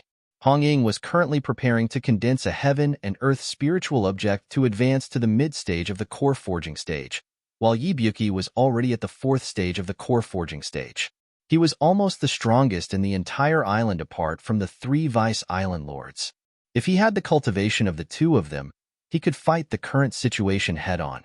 Even if he failed, he would have a chance to escape. However, facing the siege of 7 or 8 minor repairs Shuras that were only equivalent to the late stage of the blood condensation realm, Wu Yan actually felt powerless. His death was not to be regretted, but behind him was the treasure vault of Soundwave Island. All the resources accumulated over the years were in this treasure vault. More importantly, there was Wu Yan's own pair of children in the treasure vault. Deputy Island Master Ji had once said that his son and daughter were qualified to enter Jinling's sect. In the future, they might even have the chance to become Jinling sect's inner sect disciples. He, Wu Yin, had already reached the end of his life, but no matter what, he had to fight for his son and daughter. The 7 or 8 minor repairs Shuras obviously did not expect that although the human cultivator in front of them was only at the core forging stage, he was actually like a silver spear tip made of wax. He could not even withstand the siege of several people. Although the door behind this human cultivator was sealed, the aura inside could not be hidden from the Shuras who were born to devour spirits. Faced with the temptation, they could no longer resist and began to move restlessly. Wu Yin tightly held a medicinal pestle in his hand. This was a magic treasure that his master had given to Hong Ying. Now that Hong Ying had no use for it, he gave it to him. This was the only life-saving item on him. The 7 or 8 minor repairs Shuras shouted and rushed towards him. Wu Yan's eyes were bloodshot. The feeling of impending death forced him to howl loudly to boost his courage. The medicinal pestle in his hand crazily smashed towards the minor repairs Luo Luin. The 7 or 8 minor repairs Shuras suddenly howled in horror. Wu Yin did not understand what was going on, so he used the pestle to smash the heads of the 7 or 8 minor repairs Luo Luin in the blink of an eye. Wu Yin leaned on the medicinal pestle and bent over on the ground, panting heavily. He looked in disbelief at the 7 or 8 Shuras that he had smashed. Only then did he suddenly realize, why didn't those Shuras fight back?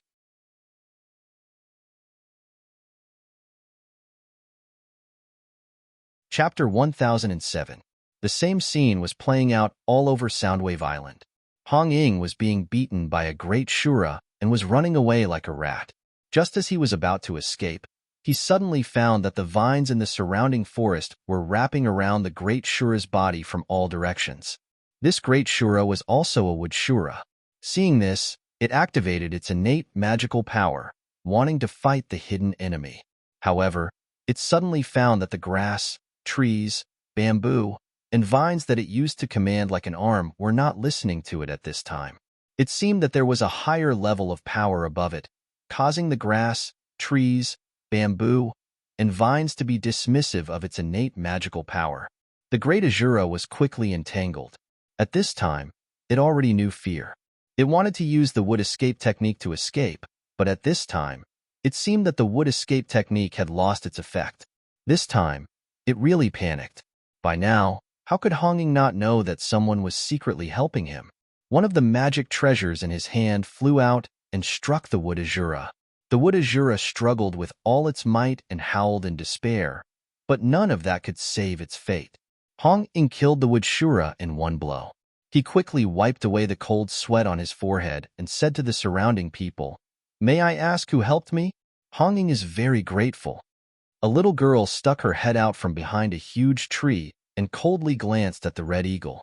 Then, she hid behind the huge tree again. The red eagle stared blankly for a moment, only seeing a blooming pink peach blossom on the little girl's head. Yi Buki was now an expert at the 5th level of the core forging realm. His aptitude was far above that of Wu Yin and Hong Ying. Later, he was appreciated by the deputy island master, In Xianchu, who gave him some pointers. Naturally, his cultivation level rose all the way.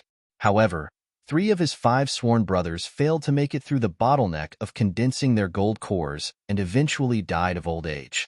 The other 2 managed to condense their gold cores with the help of Yu Zhongrui and In Xianchu, but their strength was only slightly stronger than Wu Yan's.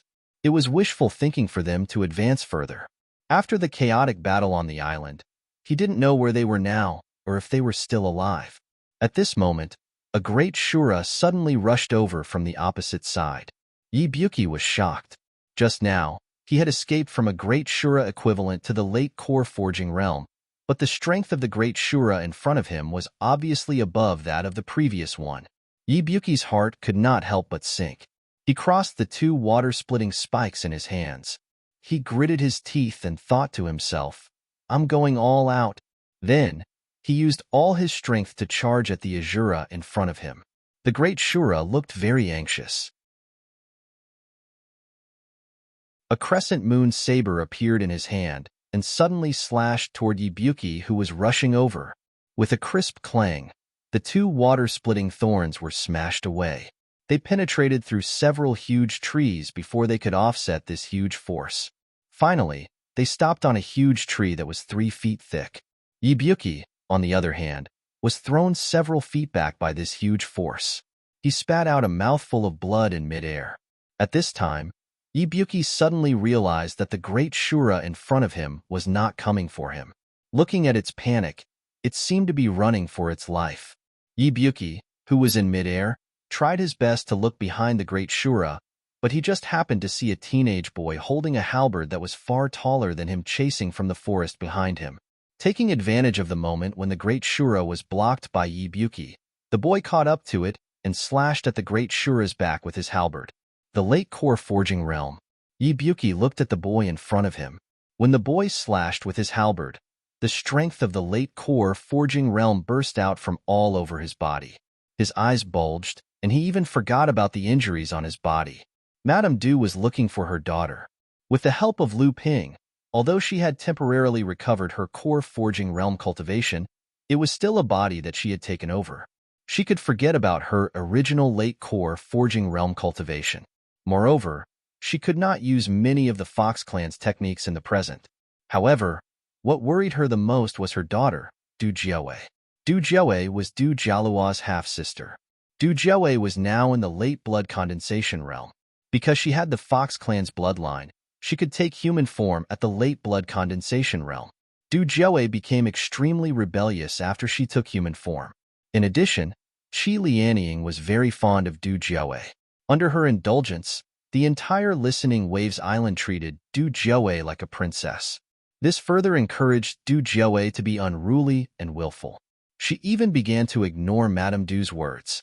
This situation only changed after Vice Island Lord Ji Xianxian arrived. Ever since the little girl met Ji Xianxian, she had been pestering Ji Xianxian to practice puppet techniques. That day, when Mara besieged Listening Waves Island, Ji Xianxian took the risk to go to Jingjia Island. The little girl refused to let him go. In the end, Ji Xianxian could only temporarily restrain her and leave. After the little girl broke free from the restriction, she disappeared. What Madame Du was most afraid of was that the little girl would recklessly rush out of the island to find Ji Xianxian.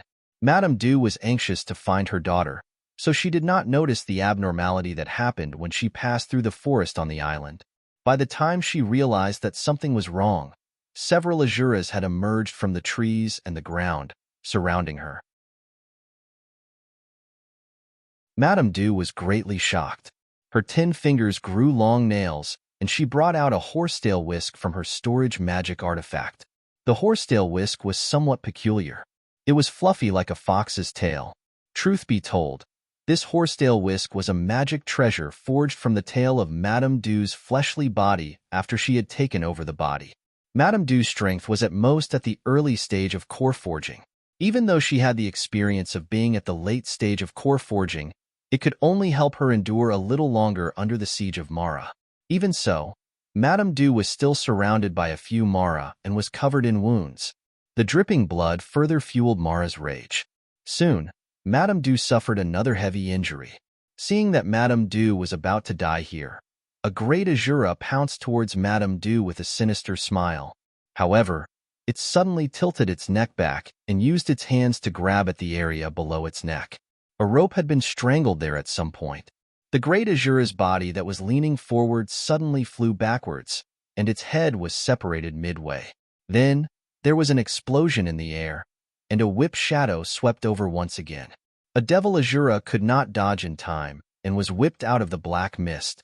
It fell to the ground and twitched a few times before it could no longer move.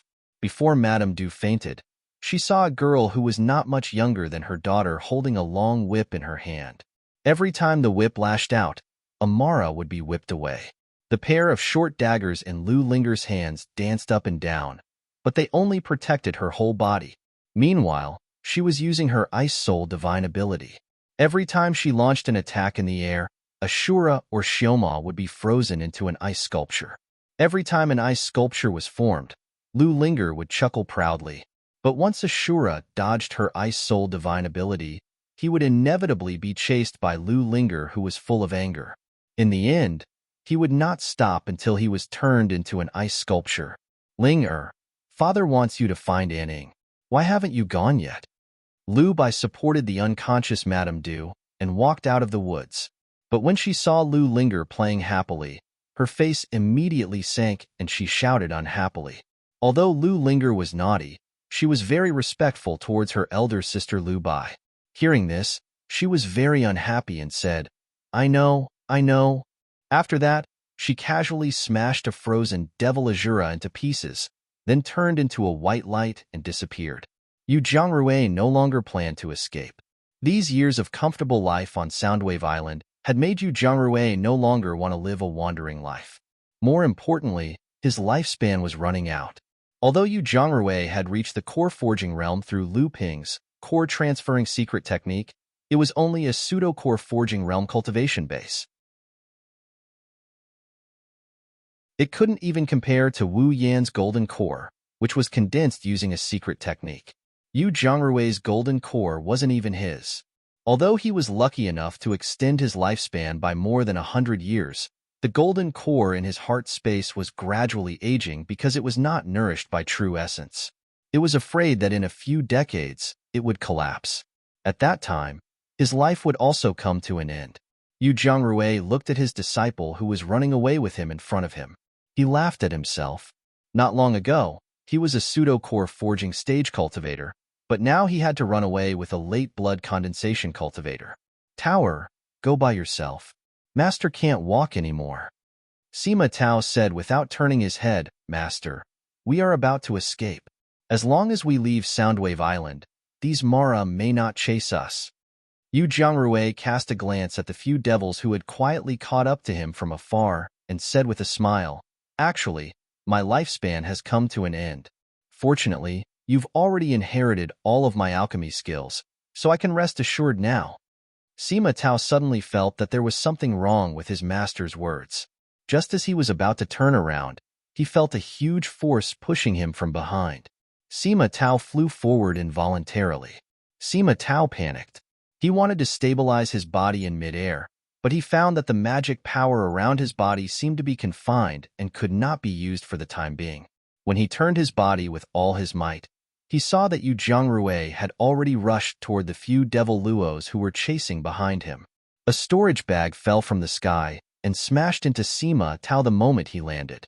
Sima Tao recognized this storage bag. It belonged to his master, Yu Jiangrui.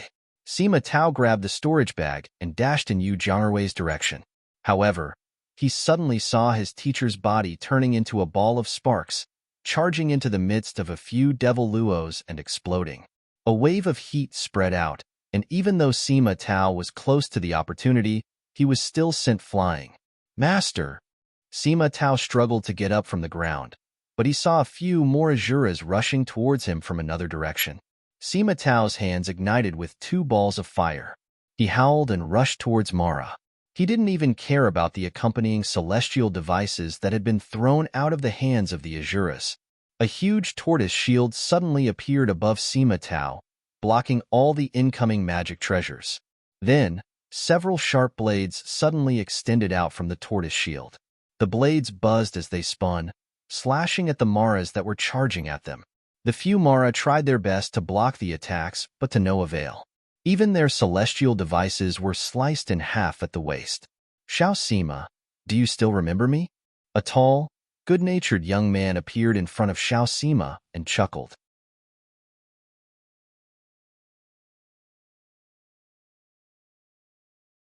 Chapter 1008.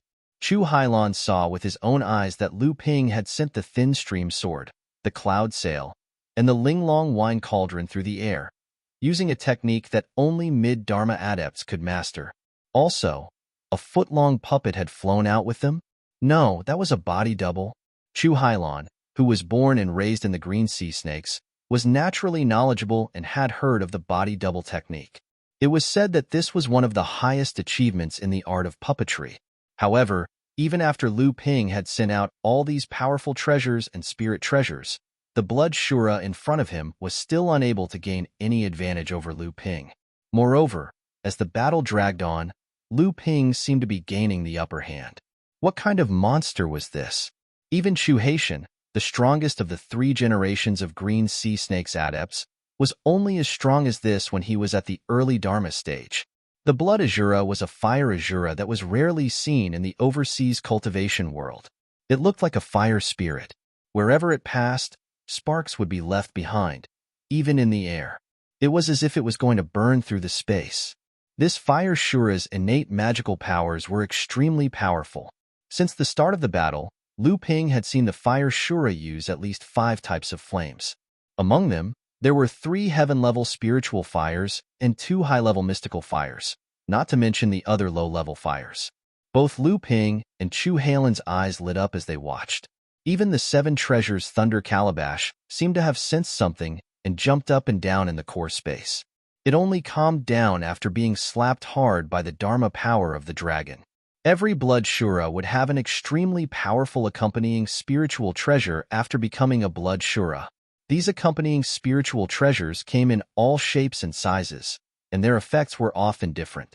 The accompanying spiritual treasure in the fire Shura's hand was obviously a treasure that could simulate all kinds of fire seeds in the world. However, Lu Ping's methods were not inferior to this fire Shura's. Although he did not have any handy spiritual treasures, Lu Ping could use his own magical powers to fight evenly with this fire Shura. It was not that Chu Hailan was unwilling to come out and help Lu Ping, but when Lu Ping arrived at Soundwave Island and found this strange fire Shura, he had the idea of capturing and killing it. He wanted Chu Hailan to hide in the side and block the Shura's path when it was ready to escape. Therefore, from the beginning to the end, Chu Hailan did not appear on the battlefield, but hid in the void, ready to strike at any time. When Chu Hailan saw that Lu Ping had used up all his magic treasures and fought with this Shura with his bare hands, she secretly thought that it was still uncertain whether this guy could subdue this Shura, but he actually dared to ask her to watch from the side. However, the result gave Chu Hailan a new understanding of Lu Ping's strength. The battle between water and fire was originally a violent collision. The sea of fire and the monstrous waves fought in midair, dyeing the entire sky half fiery red and half eerie blue. The explosive roar was deafening. The 3 powerful great Shuras who were originally by the blood Shura's side were shaken by the battle between the 2, let alone coming forward to help. Lu Ping was greatly surprised. The fire Shura in front of him was clearly far more powerful than ordinary blood Shura.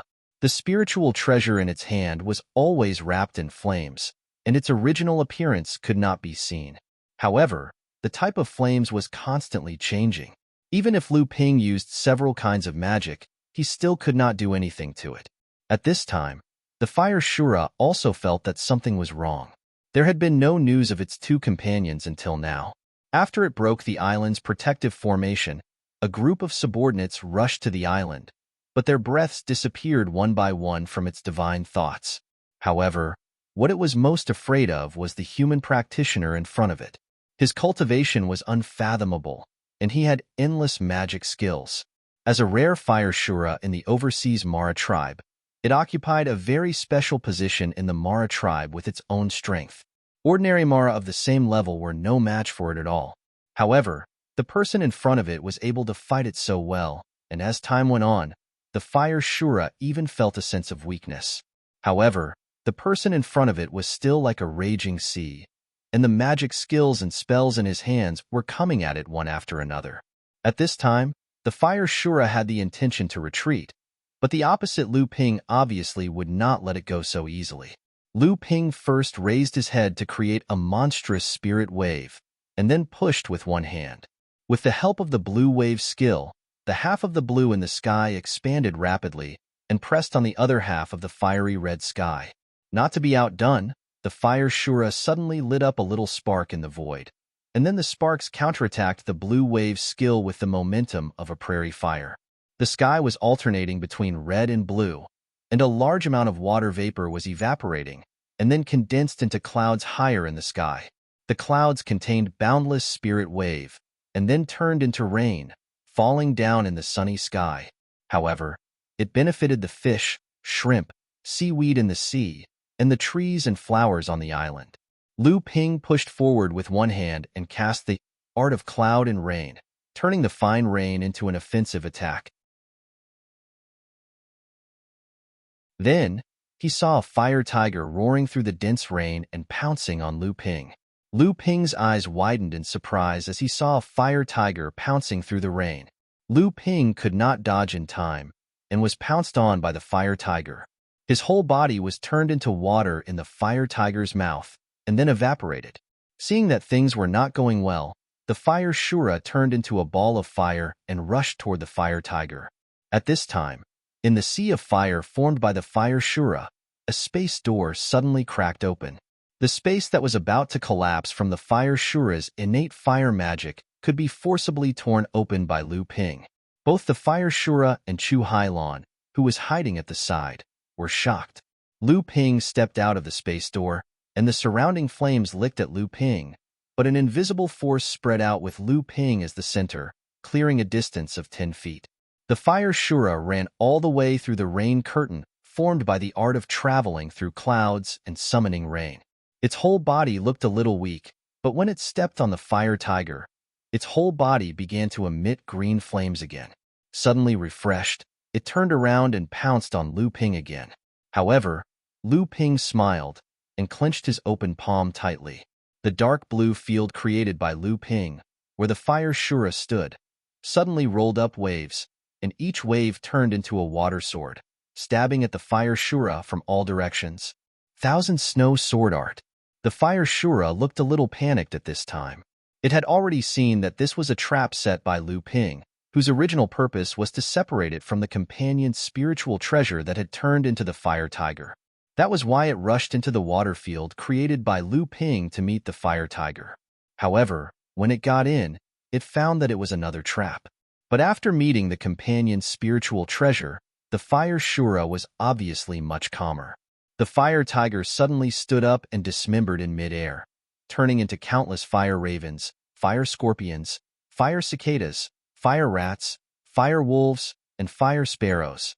They rushed towards the water swords coming from all directions, wiping out the great magic sword art formed by flowing water in an instant. The fire Shura turned over and wanted to use the same method to fight back against Lu Ping, who had entered the fire field it had created earlier, but found that the flame fortress it had painstakingly created had long been extinguished by the art of traveling through clouds and summoning rain above Lu Ping's head. The fire Shura was shocked and was about to turn around and retreat, but it noticed that Lu Ping seemed to be moving again. When it turned around, it saw clouds of water gathering from all directions, with Lu Ping as the center, slowly forming a bigger and bigger cloud. The cloud stretched longer and longer until it entered the sea. Waves of seawater were sucked up along the cloud, turning the huge cloud into a real water tornado. After the dazzling changes of Lu Ping's fingers, the water tornado gradually began to twist and spiral. Finally, a head, horns, limbs, tail, and the scales that gradually formed on the surface of the water tornado appeared one by one, finally forming a strange water dragon that was dozens of feet long and 6 feet thick. The water dragon opened its mouth and hissed. A loud roar suddenly burst forth, and the flames around the fire Shura were extinguished in an instant. Fear appeared on its face, and even Chu Hailon, who was hiding at the side, felt a kind of palpitation at this moment. Fortunately, this feeling passed in a flash, and the huge, strange water dragon had already rushed behind the fire Shura. Lu Ping didn't expect that the combination of the water manipulation scripture and the green Jiao Sea disturbance scripture would be so powerful. As the fire Azura fled, he activated the spirit treasure in his hand and set up 12 fire walls and fire shields in a row. However, the water Jiao easily broke through all of the 12 fire walls and fire shields. Seeing that the situation was not good, the fire Shura combined with the companion's spiritual treasure in its hand and turned into a rainbow light to escape. But there was a soft snort in its ear, and suddenly there were countless fire snakes in front of it, colliding with the rainbow light. The rainbow light was broken, and the fire Shura staggered out of it, but saw a female practitioner standing in front of it. In the past, although the female practitioner was strong, she was definitely no match for the fire Shura. But at this moment of life and death, the person in front of it was the last straw to end its life. The huge water dragon rushed over and swallowed the fire Shura, who could not escape, in one gulp. A fiery red light suddenly rolled down the water dragon's throat. The tens of feet long body of the water dragon began to shrink rapidly, and a large amount of water mist began to evaporate. At the same time, the water dragon's thick waist shrank, and with the consumption of the water dragon itself, the red light in its belly became dimmer and dimmer, until the water dragon was only 3 feet long and 2 feet wide, and there was only a red light the size of a bean left in its belly. Only then did Lu Ping wipe the sweat on his forehead and let out a long sigh of relief. In this fight, Lu Ping did not have much of an upper hand, and was purely using his strong real essence to exhaust the opponent to death. At this time, the real essence in his body was also greatly consumed. But at this moment, Chu Hailan suddenly made a move, and in midair, a few feet long flame snake tongue stretched out, shooting towards the red light in the body of the fire dragon.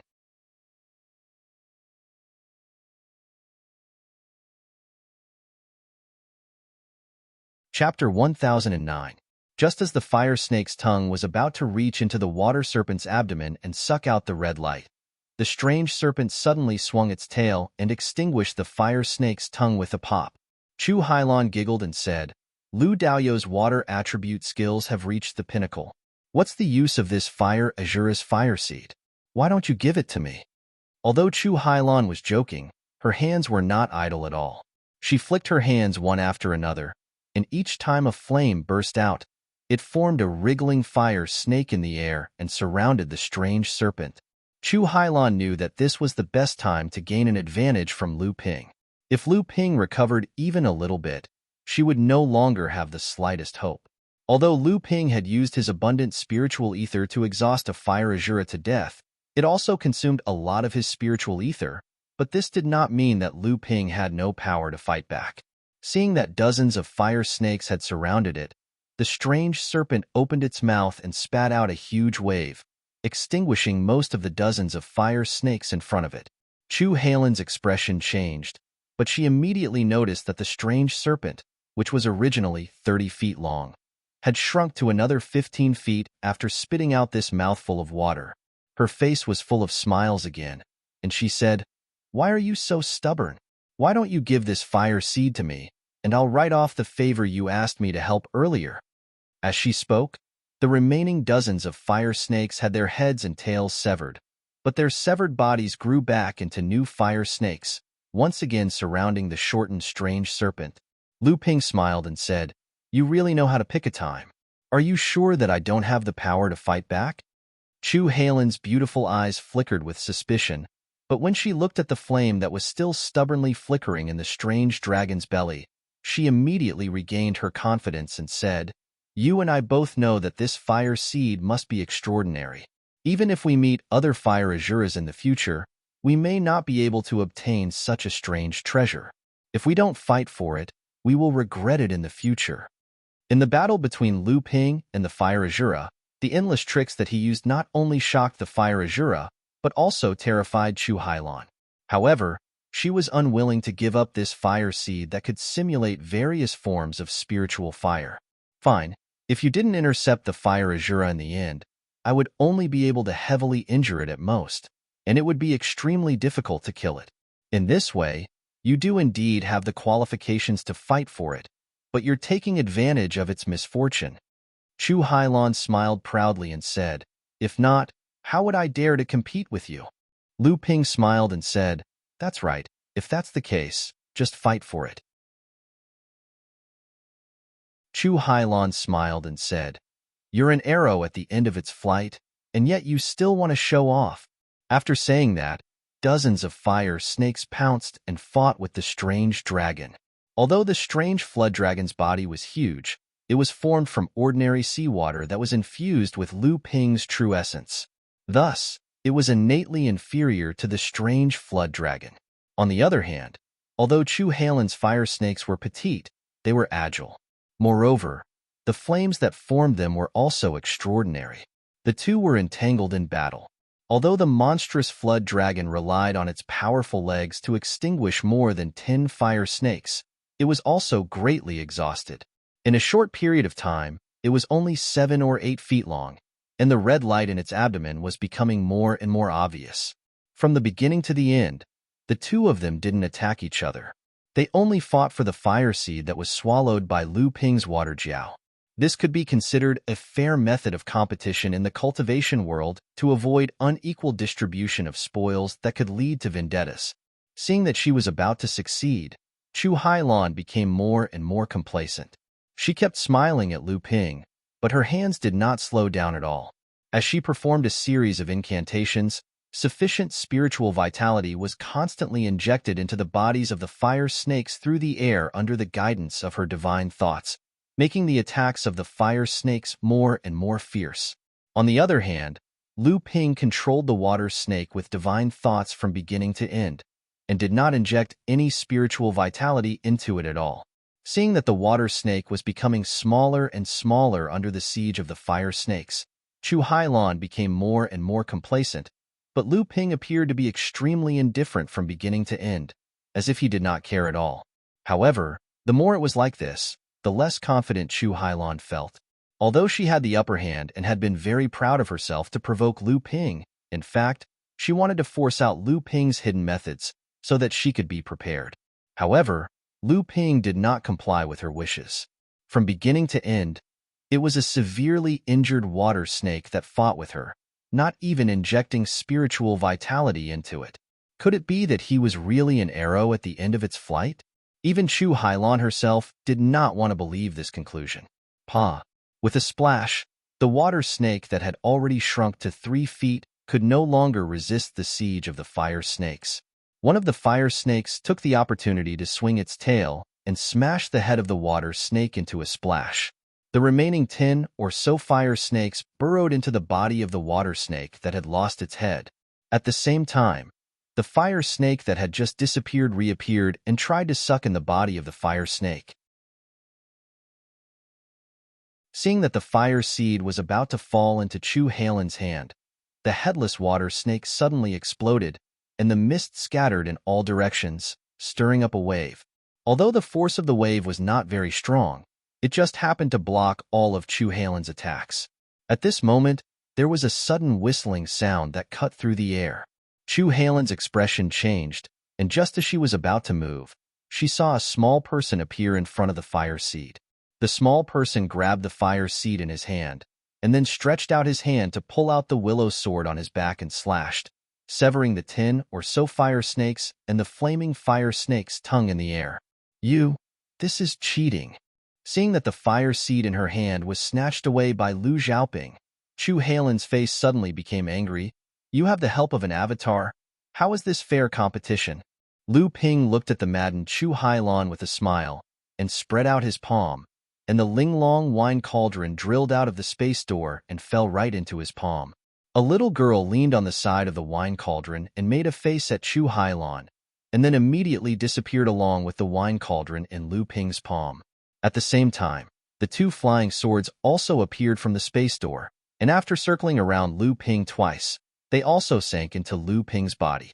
Chu Hailan's mood suddenly stagnated, and when she finally suppressed her anger with great difficulty, she said with great dissatisfaction, "What, do you still want to threaten me?" Lu Ping said slowly, "Don't forget that when you attacked just now, my true essence was greatly depleted. You can be said to be taking advantage of my misfortune.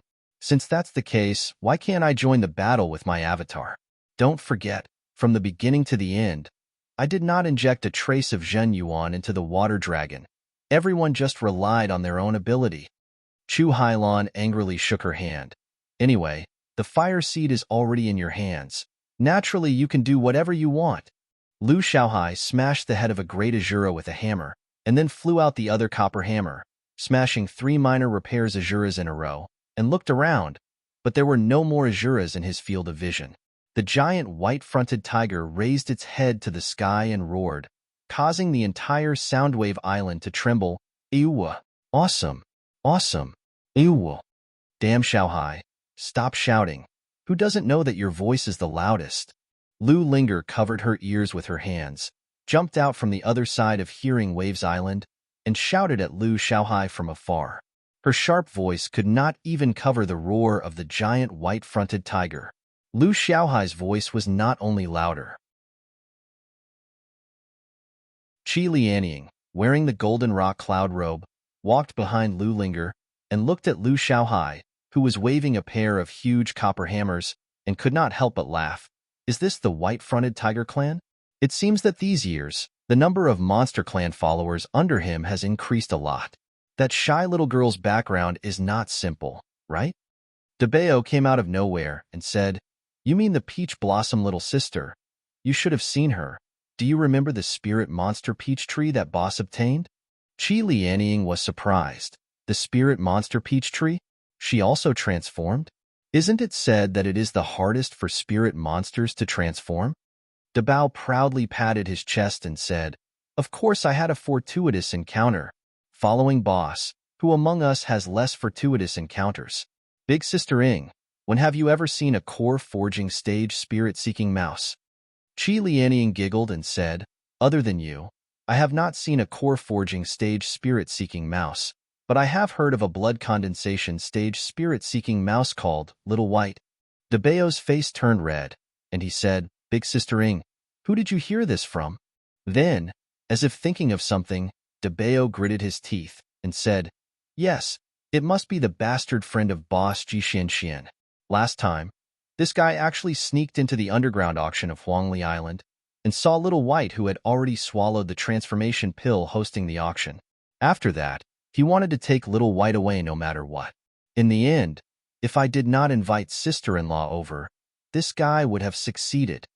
When Qi Lianying heard Debeo mention Hu Lily, the smile on her face immediately disappeared. With how smart Debeo was, he was first-rate in observing people's words and body language. How could he not figure out what Qi Lianying was thinking? It was just that he deliberately said it this way, not without the intention of reminding her.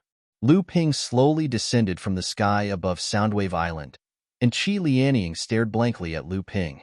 Seeing that the situation was not good, Debeo hurriedly said, "I will go check the treasury with that guy Wu Yin." After saying that, he dived headfirst into the ground and disappeared without a trace. Qi Lianying smiled at Lu Ping, who had landed in front of her, and said, "Fortunately, you came in time, or your foundation would only be left with a deserted island." Lu Ping smiled and said, "As long as I'm here, this island is lost. It's not a big deal. It's just 3 blood azuras. Why would they cause such a huge commotion?" Qi Lianying also shook her head strangely and said, "I don't know either. This siege came suddenly, without the slightest sign. If it wasn't for Xuanchu's vigilance, I'm afraid that even the island's protective formation would not have been activated in time." Lu Ping turned his head to look into the distance and said, "The battle here is in full swing. Logically speaking, the cultivators of the 3 families island on the 2 nearby islands should also know about it. However, when I looked from the sky above Soundwave Island, it was lifeless there. Did they also encounter a great calamity?"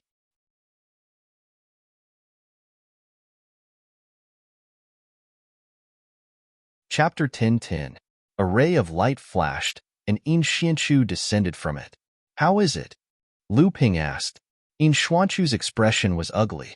He shook his head and said, "They're all dead. All the cultivators on the island have turned into dried corpses. The spirit veins have disappeared, and their storage artifacts have been shattered. Not a single item containing spiritual qi is left.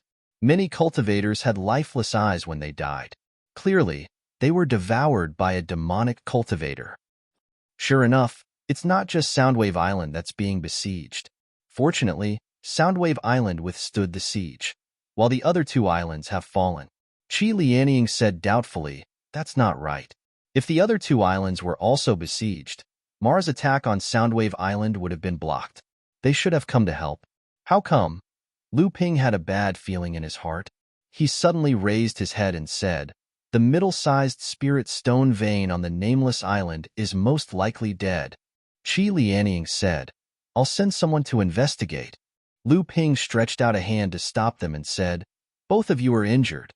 Besides, if the spirit stone mine on the nameless island is really occupied by a Moluo, the rest of us will only be courting death if we go there. Let's heal our injuries first. Lu Ping whistled toward the forest in the distance. A green luan soared into the sky and flew out of Soundwave Island toward the nameless island in the west. Not far away, Wu Yin, Hong Ying, Yi Buki, Madame Du, and her daughter, Du Jiawei, all came to greet Lu Ping. Lu Ping encouraged them one by one and arranged for them to first restore the island's protective formation. Then, he counted the losses and comforted and compensated the families of the injured and fallen cultivators. In Xianchu had already disappeared after getting some healing pills from Lu Ping.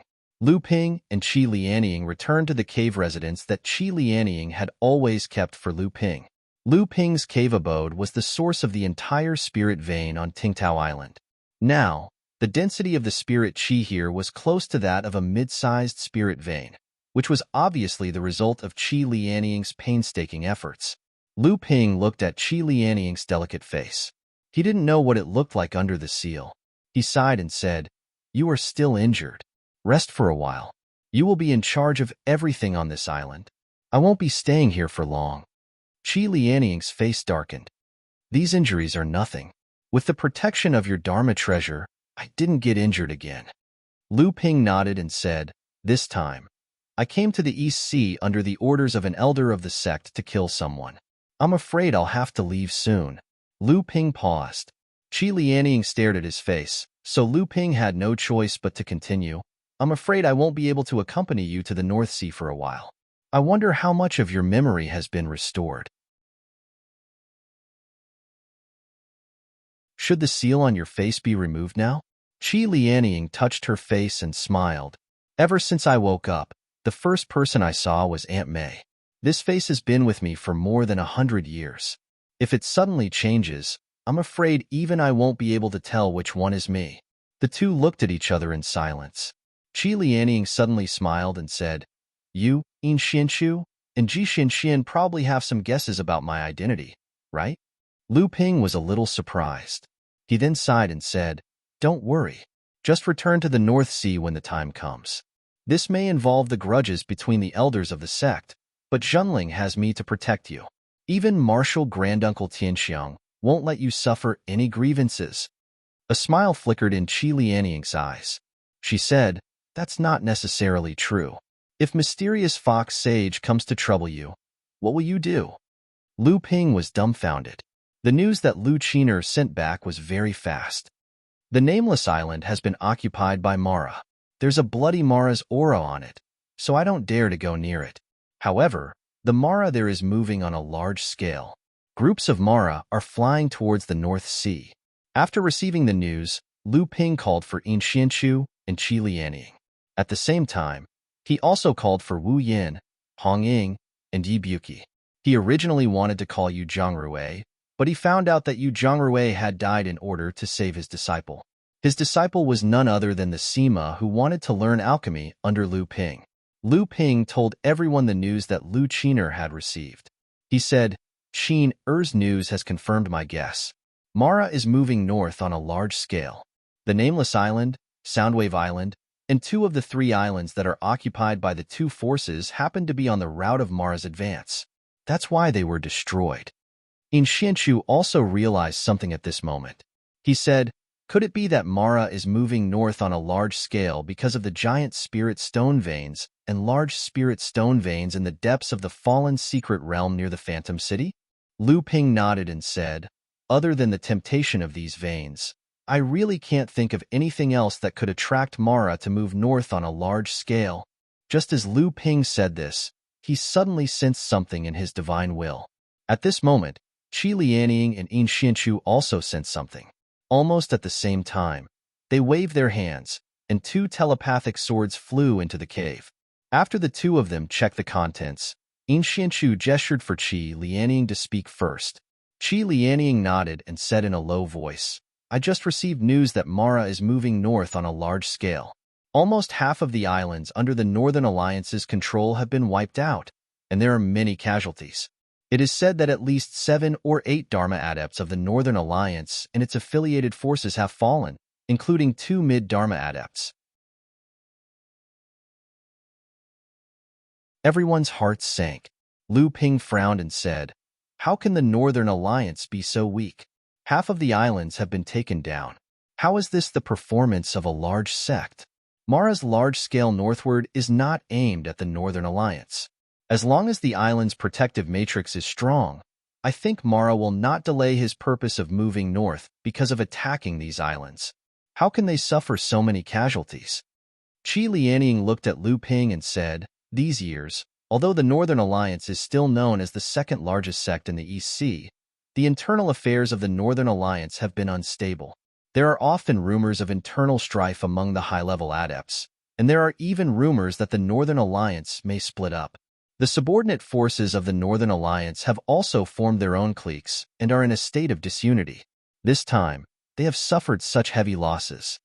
Lu Ping did not dare to believe it. The existence of the Northern Alliance in the East Sea was a sect with a long history. How could it have fallen to such a state in just a few hundred years? Lu Ping turned to look at Yin Xianchu. Yin Xianchu said, "I have news from the Overturned Seas sect.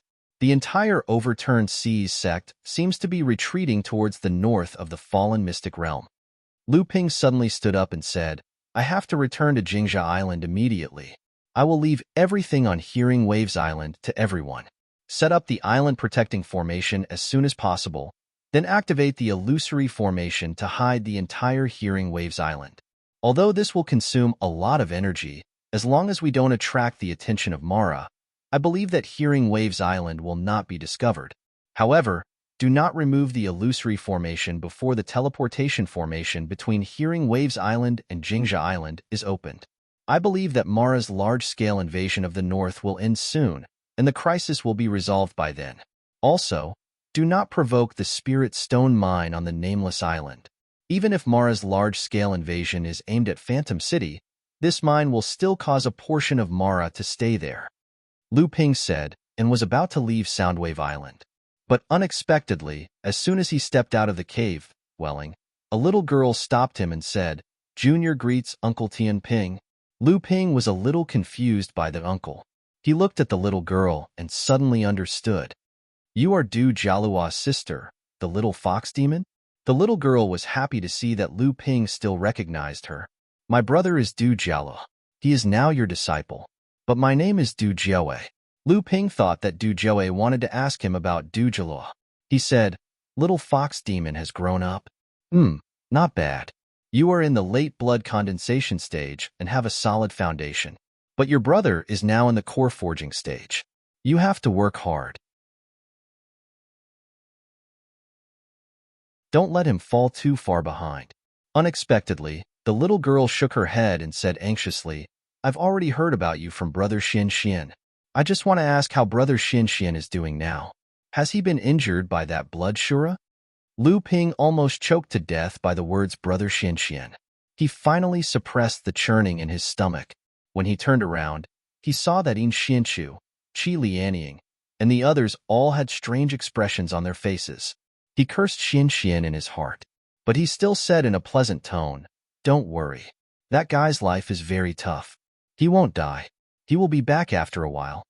Seeing that Du Jiaowei had left happily, Lu Ping waved at everyone and disappeared in a flash. When Lu Ping left Soundwave Island, Lu Qiner let out a long cry and circled the island twice. Seeing that the island's protective formation had been reactivated, it slowly turned transparent. The entire island was hidden from the sea.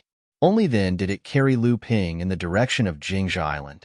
Chu Hailan was temporarily left behind by Lu Ping on Soundwave Island. When Lu Ping flew over Nameless Island, he suddenly sensed Jade Shura's aura. Both sides retreated as soon as their consciousnesses came into contact. They seemed to be afraid of each other, but also seemed to have their own motives. They did not want to fight each other at this time. Lu Ping sat cross-legged on Lu Qiner's back, holding a formation plate in his hand. His inner yuan communicated with the power of space and slowly poured into the plate. There was another similar plate on Soundwave Island. This was a pair of teleportation matrices that were connected to each other. On the way to Jingzha Island, Lu Ping had to use the power of space to communicate with the matrices in his hand at all times. Only then would he be able to set up a teleportation matrix that connected the two matrices. This was the method of setting up a teleportation matrix. At the same time, it was the reason why a treasure ship was needed to set up a teleportation matrix from the overseas training world to the Central Plains. To set up a teleportation matrix, one had to personally experience the journey from the overseas training world to the Central Plains. Along the way, one had to use the inner yuan of a Dharma adept to communicate with the power of space. Only then would it be possible to set up a teleportation matrix that connected the two.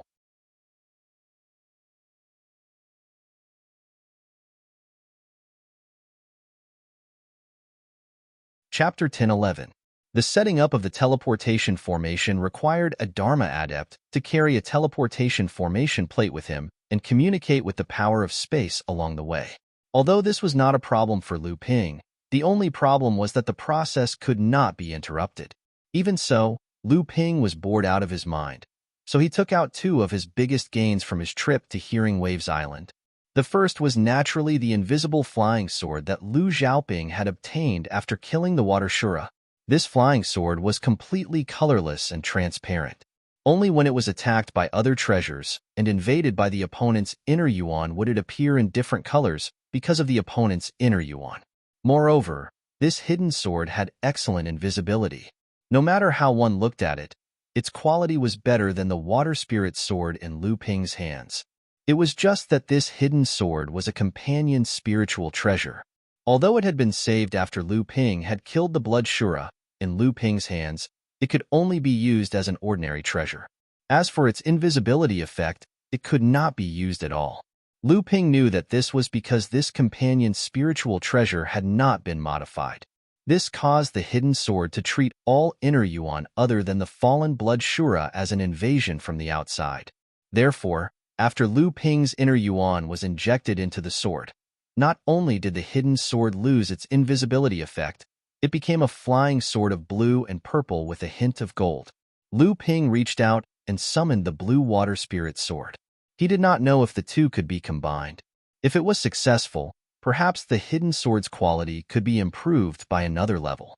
If the blood Shura's companion spiritual treasure had only been modified, no matter how good its quality was, it could at most survive the first Thunder Trial and become a first-class spiritual treasure.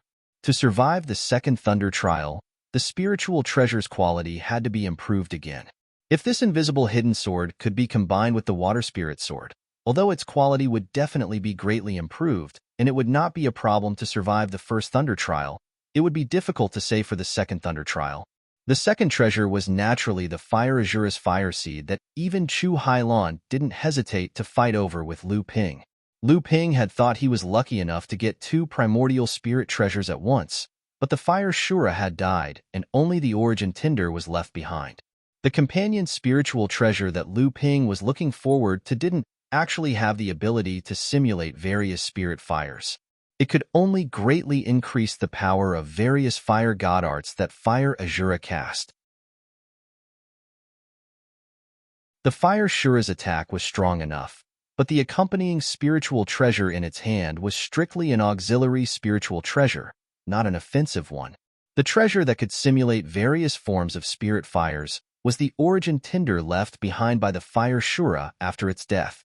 This Origin Tinder was actually like the Dharma form in a cultivator's core space, but compared to the primordial spirit treasure in Mara's hand, the origin in their bodies was more difficult to obtain. In this case, Lu Ping's luck this time was better than getting two primordial spirit treasures.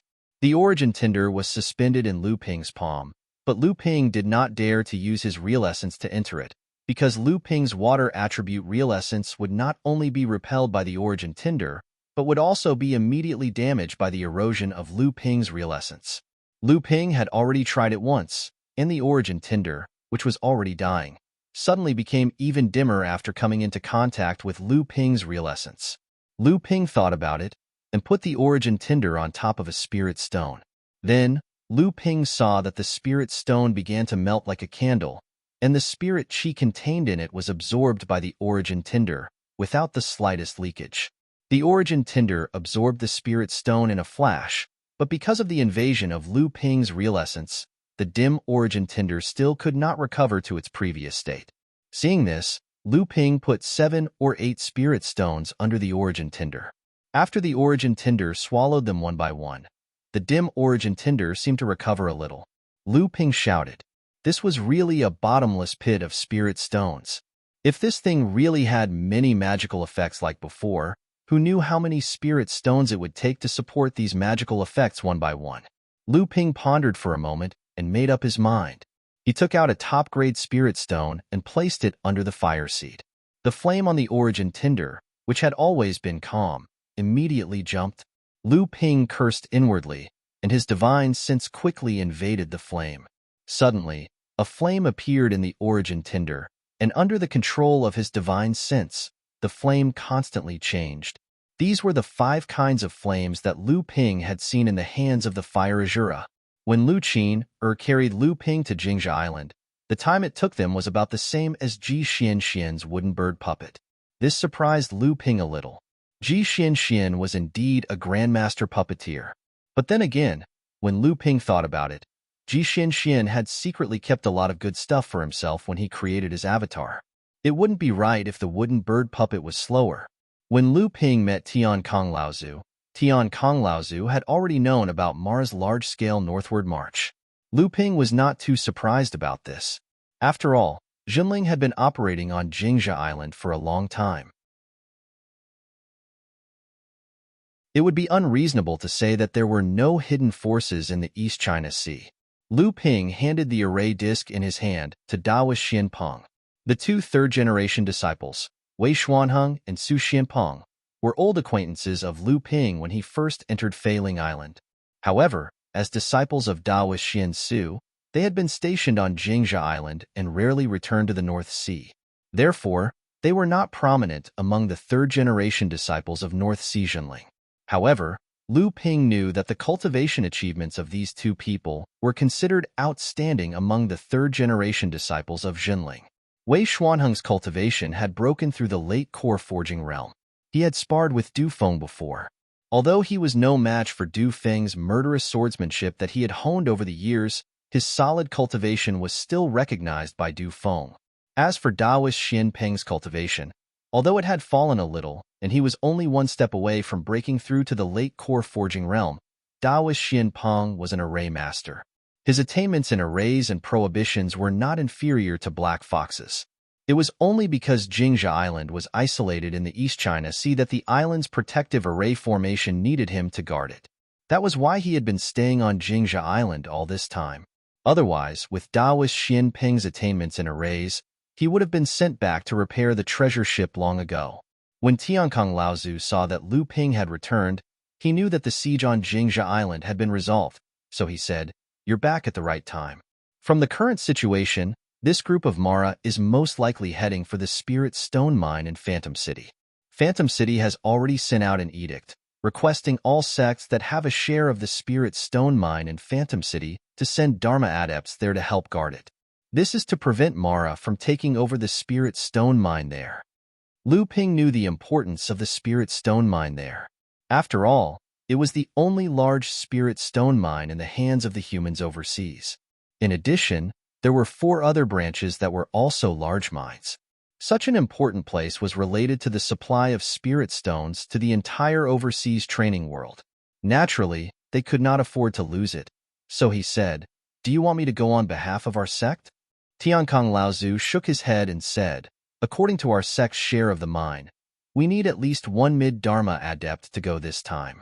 So this time, the old man will go personally, but you will have to follow him as well." Lu Ping did not ask for the reason and nodded directly. However, Tiankong Laozu explained, "You will go with the old man. The main reason is that after the various sects have received their share of spirit stones, you will escort them back to the sect." Tiankong Laozu paused, then smiled and said, "This time, Mara is heading north on a large scale, and all the sects are gathered in Phantom City. Although there is a good chance of protecting the 5 large spirit stone mines, we still have to be careful. In the past, every 5 years, the various sects would go to Phantom City to collect their share of spirit stones. One of the tasks of the old man guarding Jingzha Island is to collect the spirit stones there on time. This time, Not only will they be distributed early, but they will also be mined in excess during the battle with Mara. At this moment, Lu Ping seemed to have thought of something and asked, Senior Uncle, do you think that Zhang Shi will also go to Phantom City this time? After all, the Blue Sea sect has a share of the mine there. Tiankong Laozu already knew the purpose of Lu Ping's trip to the East Sea this time. Hearing this, he thought for a moment and said, It's hard to say. The Blue Sea sect's base in the Parish Land is a small island that is usually guarded by that little brat Dong Yun. At the last auction in Phantom City, our sect won a great victory and entered the top 5 of the medium-sized sects in one fell swoop, greatly increasing our share. The Blue Sea sect and Xinling sect both returned in defeat. Because Xinling sect has the support of the Crystal Palace, although their ranking dropped 1 place because of our sect, their losses are not that great. The Blue Sea sect, on the other hand, dropped 2 or 3 places. However, because of this, these 2 sects only need to send out 1 early Dharma adept. Lu Ping thought for a moment and said, since they want to retrieve the Spirit Stone Mine, it's hard to say if Dongyun Laozu is thinking the same thing as you. If Zhang Shi is on the island now, I'm afraid Dongyun Laozu will also ask Zhang Shi to escort the Spirit Stone Mine back first. Tiankong Laozu thought for a moment and nodded. That's true. At this time, Mara is heading north, and the Perished Land is in a state of panic. I don't think Dong Yun will be at ease leaving the Spirit Stone Mine in the hands of a core-forging disciple. Tiankong Laozu saw the killing intent flashing in Lu Ping's eyes. He hesitated for a moment and said, I won't say anything about working together to defeat the enemy, old man. Although you have defeated him before, it's not easy to kill him. Moreover, the situation in the Perished Land is changing rapidly. Mara, humans, and demons are everywhere. It's better to be careful not to let others take advantage of the situation. Disciple will remember Martial Uncle's words. Lu Ping nodded, but then he seemed to have thought of something. He chuckled and said, Grand Martial Uncle, we have a chance to get our hands on a mid-sized Spirit Stone Mine. Why don't we do something big first?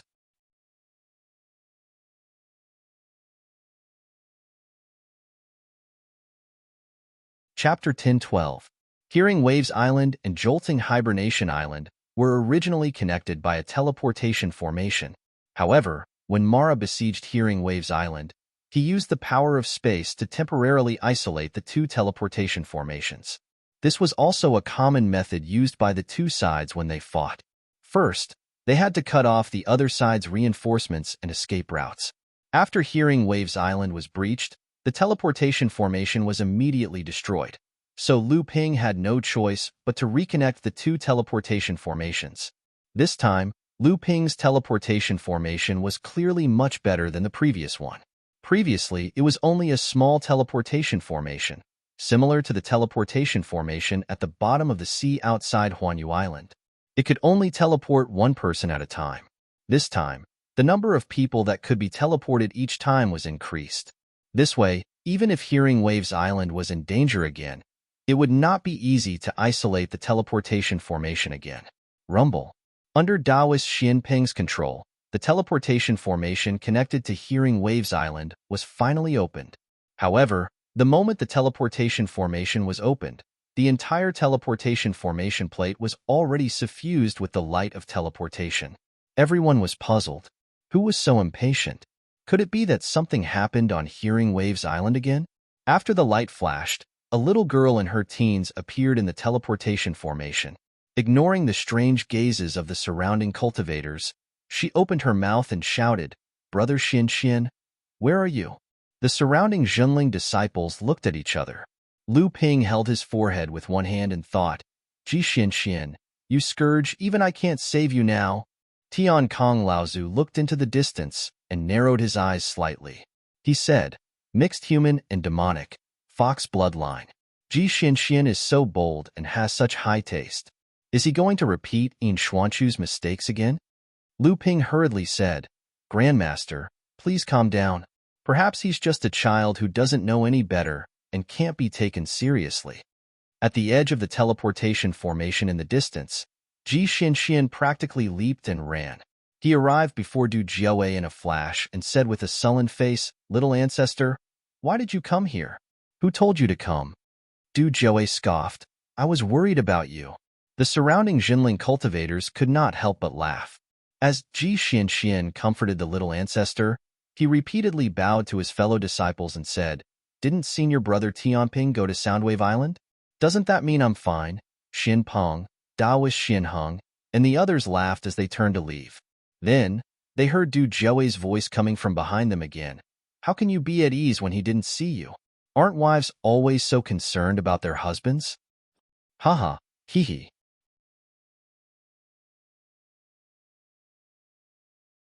All sorts of strange laughter rang out.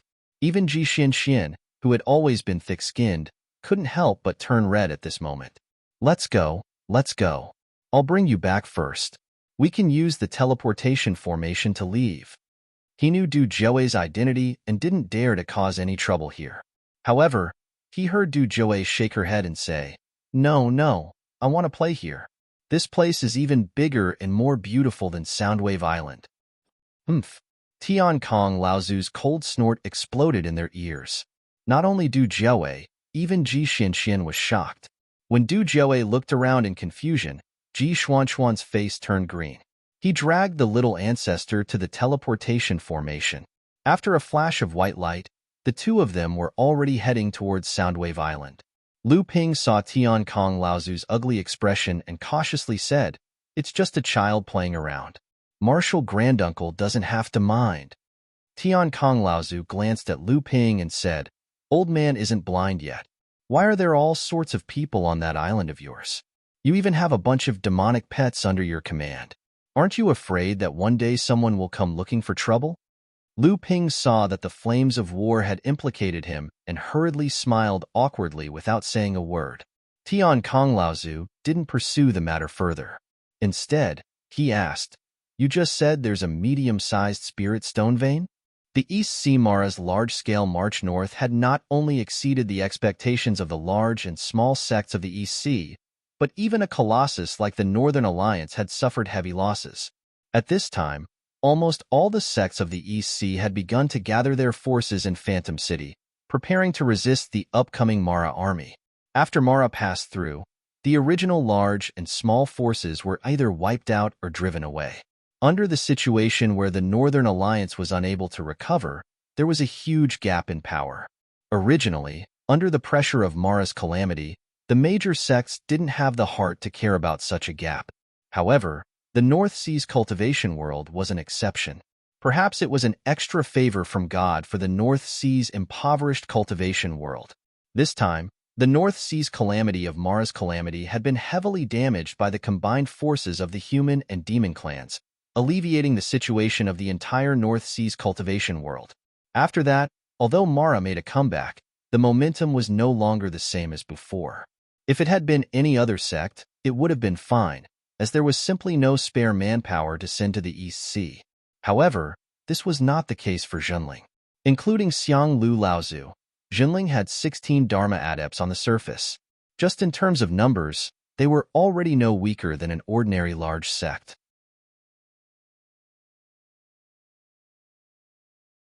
Furthermore, all the Dharma adepts of Jinling knew that on Huangli Island, Lu Ping had also hidden a famous killer, Lei Laolu, who had just entered the Dharma stage.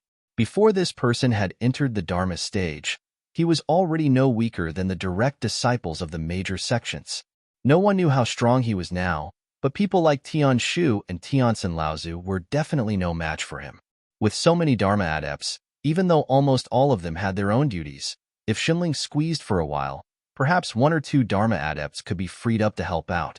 Hearing that Lu Ping wanted to plot against the mid-sized spirit stone mine on the Nameless Island, although Tiankong Laozu did not agree on the spot, Lu Ping could still see that the old man was already tempted. The older generation of North Sea adepts had experienced the hardships of lacking spirit stones and spirit veins during their training. Almost no one could resist the temptation of a spirit stone mine. However, Lu Ping also told Tiankong Laozu about the fact that there was a Jade Shura guarding the Spirit Stone Mine. If there was a Jade Shura, then there would definitely be a Blood Mara among her subordinates. It was just that the number of Mara's subordinates had yet to be investigated. Lu Ping would definitely not be able to do this alone. Even with the help of Tiankong Laozu and his mountain-splitting axe, he might not be able to do it. However, what would happen next was not something that Lu Ping should worry about. Tiankong Laozu would naturally communicate with the sect and plan everything. However, it would not take too long.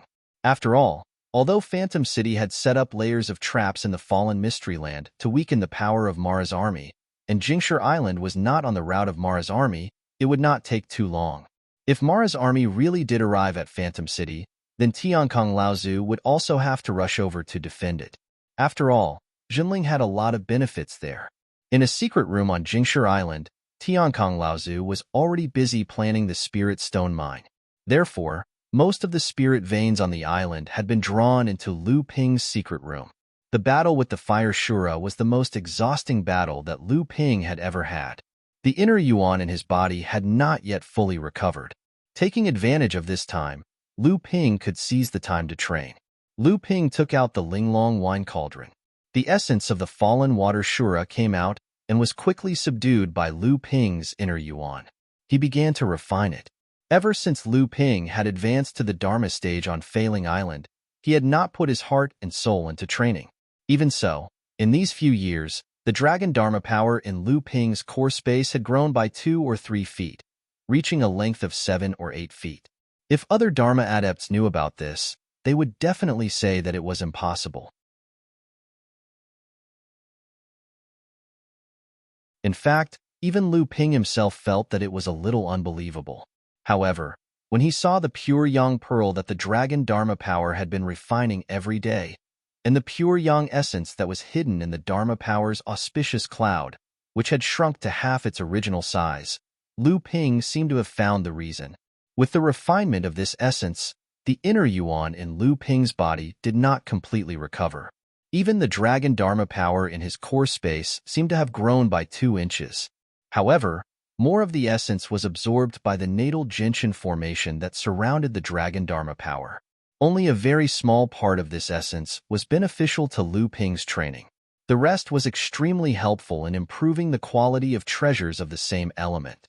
On top of the 9th-ranked white jade lotus in his core space, there was a huge horn floating.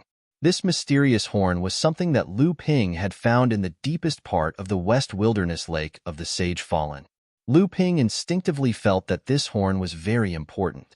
Although he had wanted Chen Lian to refine it into a treasure that he could use, after Lu Ping had advanced to the Dharma power stage, the Dragon Dharma power had directly taken possession of this item. Every time the Dragon Dharma power got tired of playing with the pure young pearl in his core space, it would land on the white jade lotus to rest. At this time, the Dragon Dharma power would often raise its head and spit out a mouthful of essence toward the horn that was floating above the white jade lotus. This essence seemed to be refining the horn, but it also seemed to be sculpting it. In short, after a few years, the originally thick horn had shrunk by 1/3. However, the surface of the horn had become more and more lustrous. There seemed to be mysterious runes flowing on the surface of the horn. Lu Ping had carefully observed these runes before and found that they were very similar to the runes carved on the pure young pearl. 3 days later, Lu Ping walked out of the secret room in high spirits. Not far away, he saw Tiankong Laozu, Lu Tianling, and Liang Tianfeng discussing something in low voices. When they noticed that Lu Ping had come out, they all turned to look at him. A flash of surprise flashed across Lu Ping's face. He hurriedly went up to greet Laozu, then looked at Lu Tianling and said, "Teacher, why are you here?" Lu Tianling smiled and said, "Now that the Dharma power adepts of our sect have their own duties, other than Brother Tianfeng who has temporarily rushed back from the Central Plains, it seems that only I, the sect leader, have the time to come."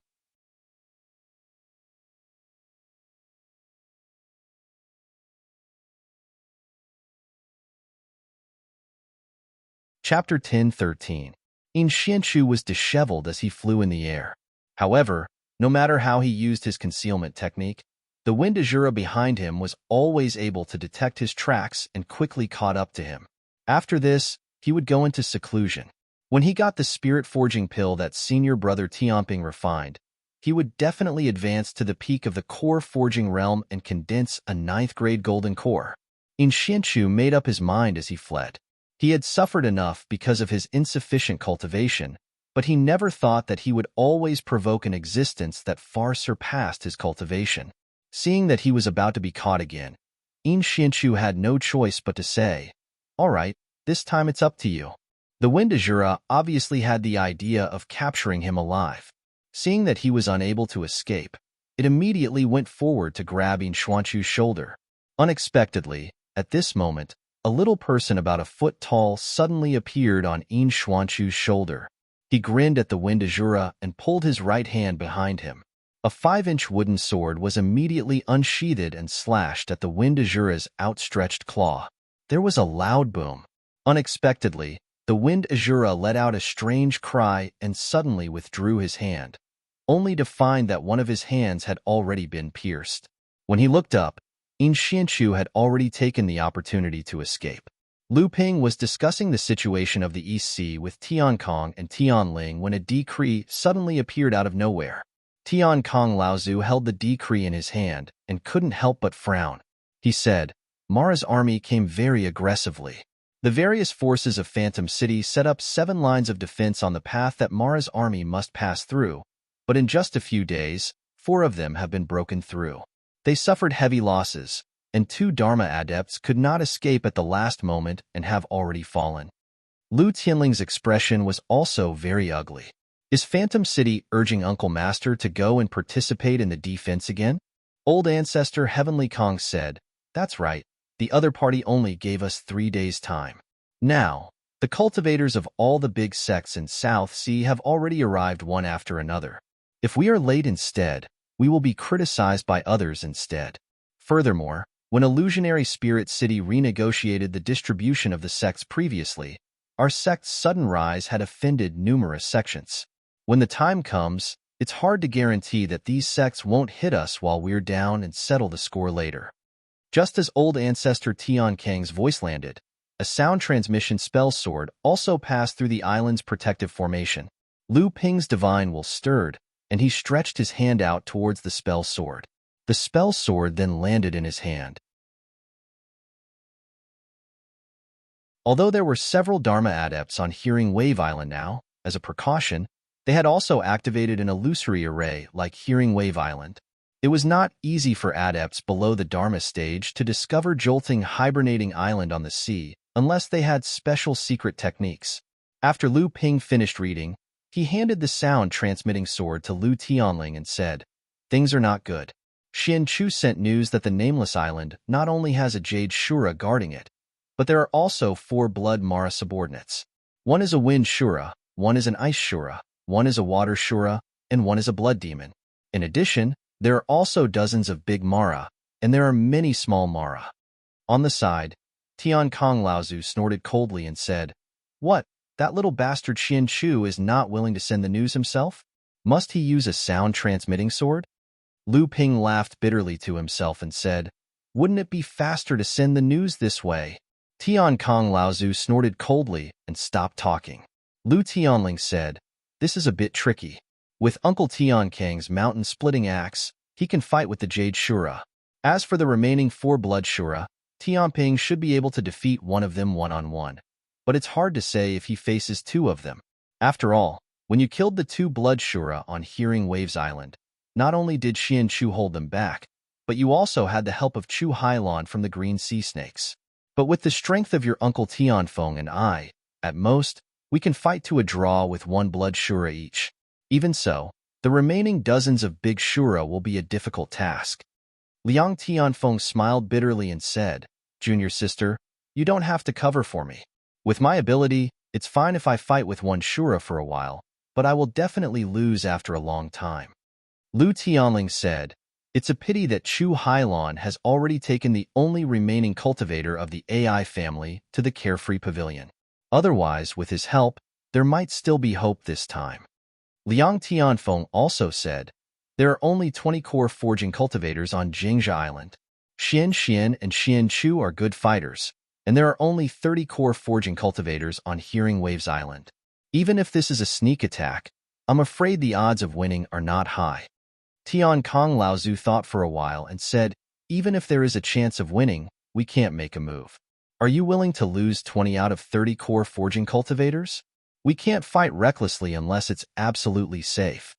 Liang Tianfeng smiled bitterly. Everyone was silent.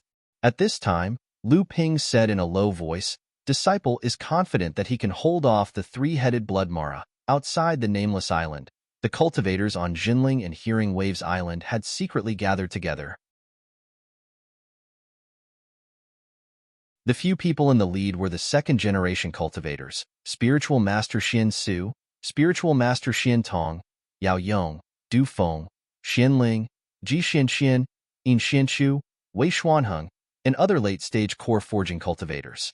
Behind them were the cultivators from Jingzha Island and Hearing Waves Island. But at this time, the cultivators all turned their attention to a giant tortoise floating on the surface of the sea.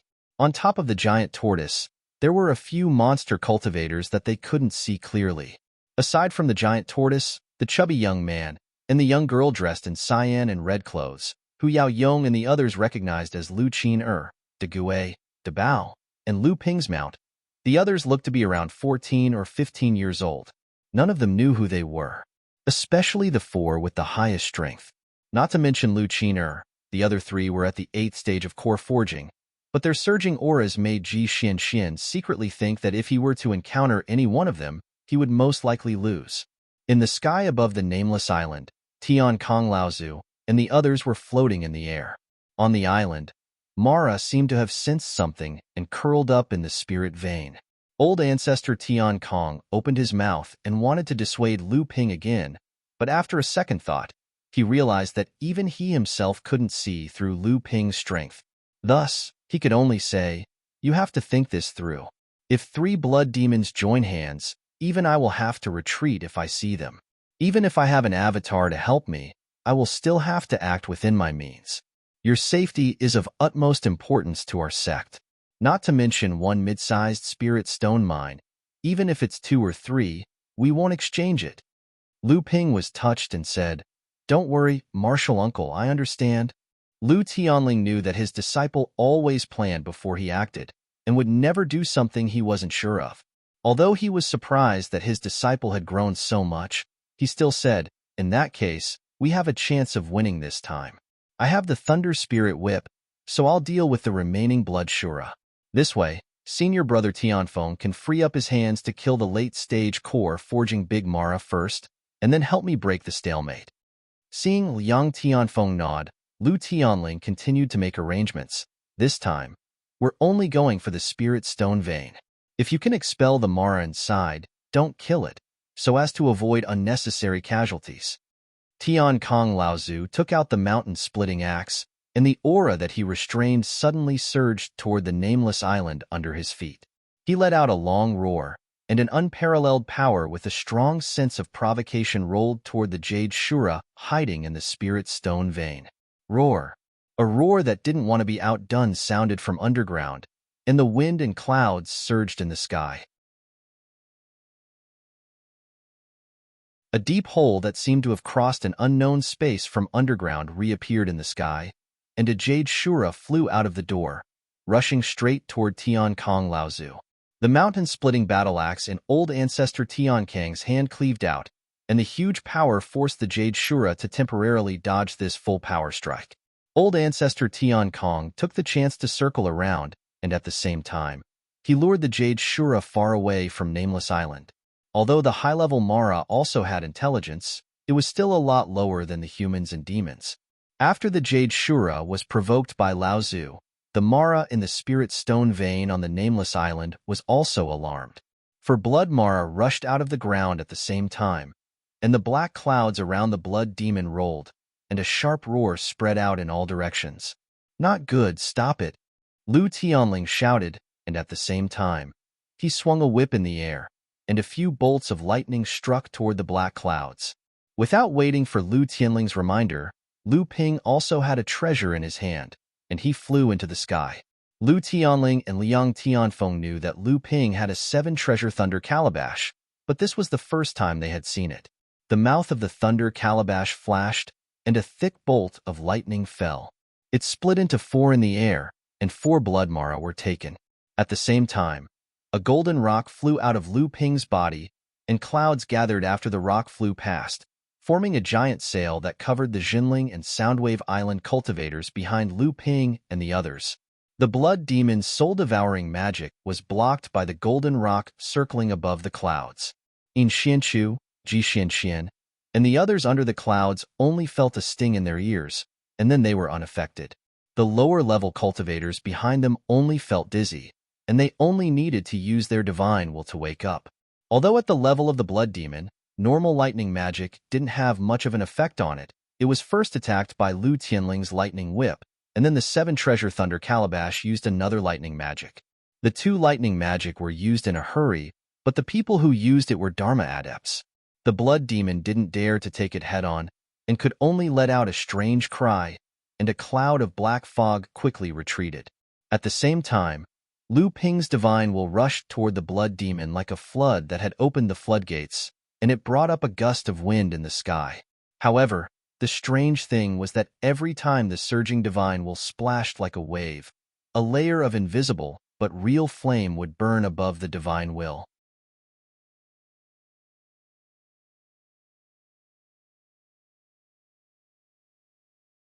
Chapter 10:14.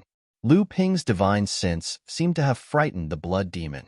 It retreated twice as fast as before. At the same time, a pale hand reached out from the pitch-black smoke and waved the staff in front of the Xiaomo. The black smoke around the Xiaomo rolled back and formed a black smoke shield around the Xiaomo's body. The Xiaomo's eyes widened, and the black smoke around the Xiaomo immediately turned into a black smoke shield. Lu Ping's expression froze.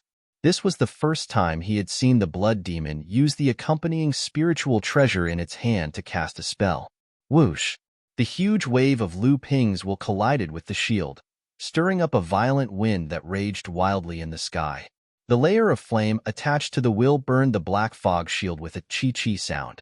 It kept melting, but it was never able to burn through the shield. Instead, more and more black fog kept repairing the melted shield.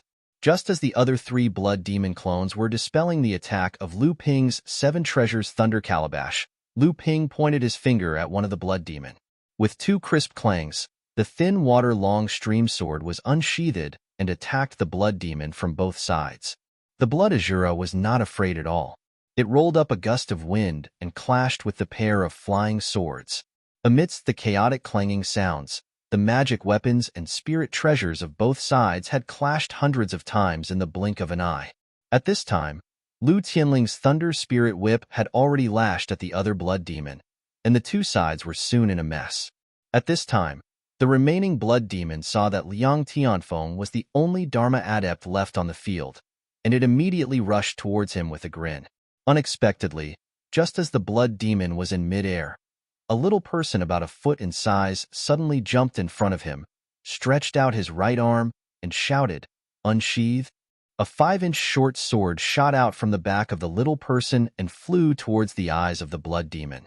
The blood demon was caught off guard and let out a strange cry. He suddenly rolled in midair and narrowly avoided Lu Xiaoping's attack. At the same time, he stretched out his hand and pushed forward, and a hidden force counterattacked. Lu Xiaoping screamed as he was hit by this hidden force and flew backward.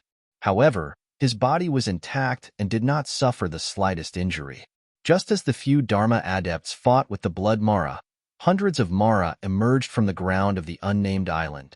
The dozens of Mara in the lead were the big Mara equivalent to the core forging stage. After this group of Mara rushed out, they rushed towards the Jinling adepts who were hiding on the sea in the distance. At this time, Liang Tianfeng, who was in midair, glanced at Lu Ping worriedly.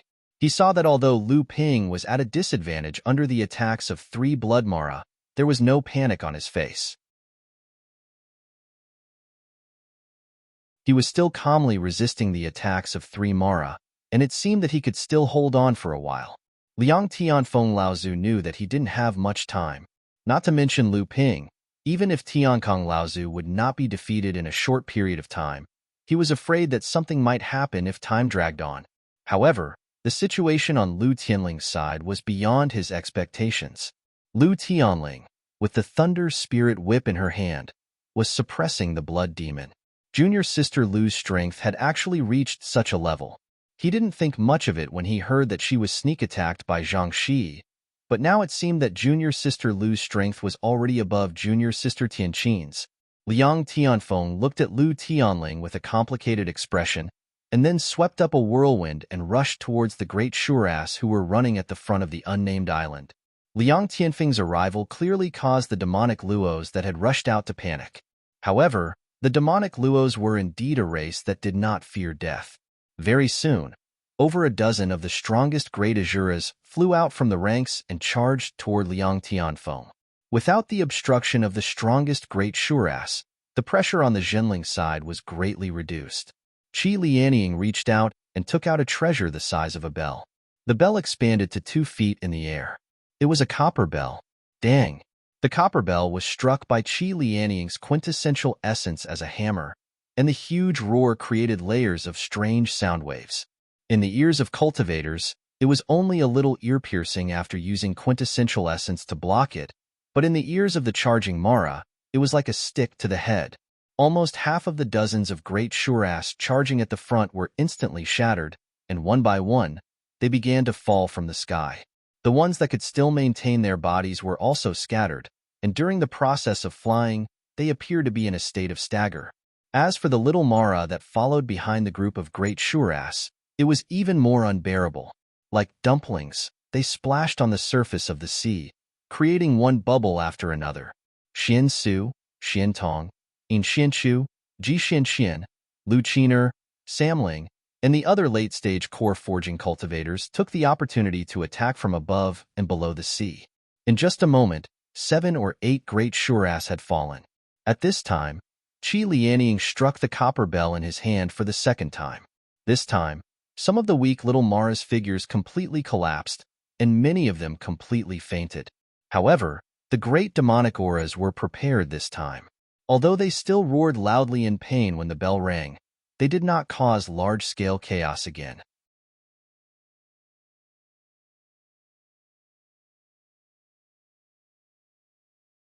As it waved its jade staff that extended out of the black fog, dozens of invisible sound blades that could only be detected by divine will slashed at Lu Ping from all directions. At the same time, the wind Shura also shook a wind bag in its hand. Dozens of wind blades strangely merged with the sound blades, causing Lu Ping's divine will to be unable to distinguish which were the sound blades and which were the wind blades. At this time, if an ordinary adept rashly used his divine will to block the attack, he might be ambushed by the wind blades. If he only focused on blocking the wind blades, then the sound blades would have an opportunity to strike. As the wind Shura was coordinating with the blood demon to attack, the body of the remaining ice Shura began melting rapidly. While Lu Ping was still in a state of shock, a massive ice palace had taken shape in midair. The massive palace enveloped Lu Ping and the 3 Mara. Everything within the palace was carved out of ice and snow.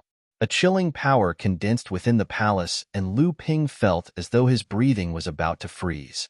Every move he made became stiff. As for the wind blades and sound blades, they became even more untraceable under the cover of ice and snow.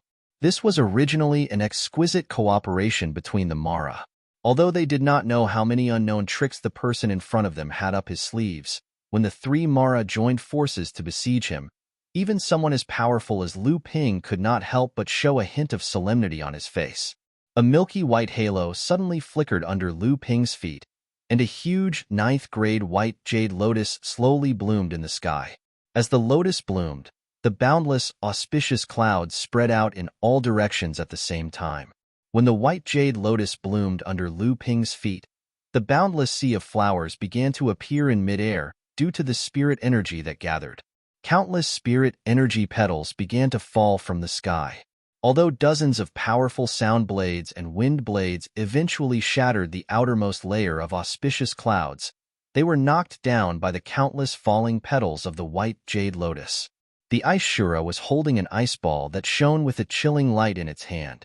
It slowly condensed from the center of the ice palace.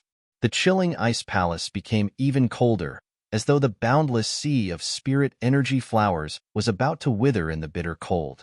However, 4 cold stars suddenly shot out from Lu Ping's body, almost sealing off the space where the ice Shura could dodge. The ice Shura let out a sound that sounded like a sneer and disappeared from the ice palace. When it reappeared, it was already on the other side of the ice palace. In this ice palace, it was the master. However, at that moment, it saw 4 more cold stars shooting out from Lu Ping's body. This time, it was not aimed at it, but at the wind Shura. This time, it saw clearly that the 4 cold stars were actually 4 sparkling and translucent pearls. However, at that moment, another 4 cold stars shot out from Lu Ping's body toward the Blood Devil. This time, not only the Ice Shura, but the Wind Shura and the Blood Devil also felt that something was wrong. You're tuning in to the Warrior Lore YouTube channel. Don't forget to subscribe and join us on this journey to catch the most captivating stories.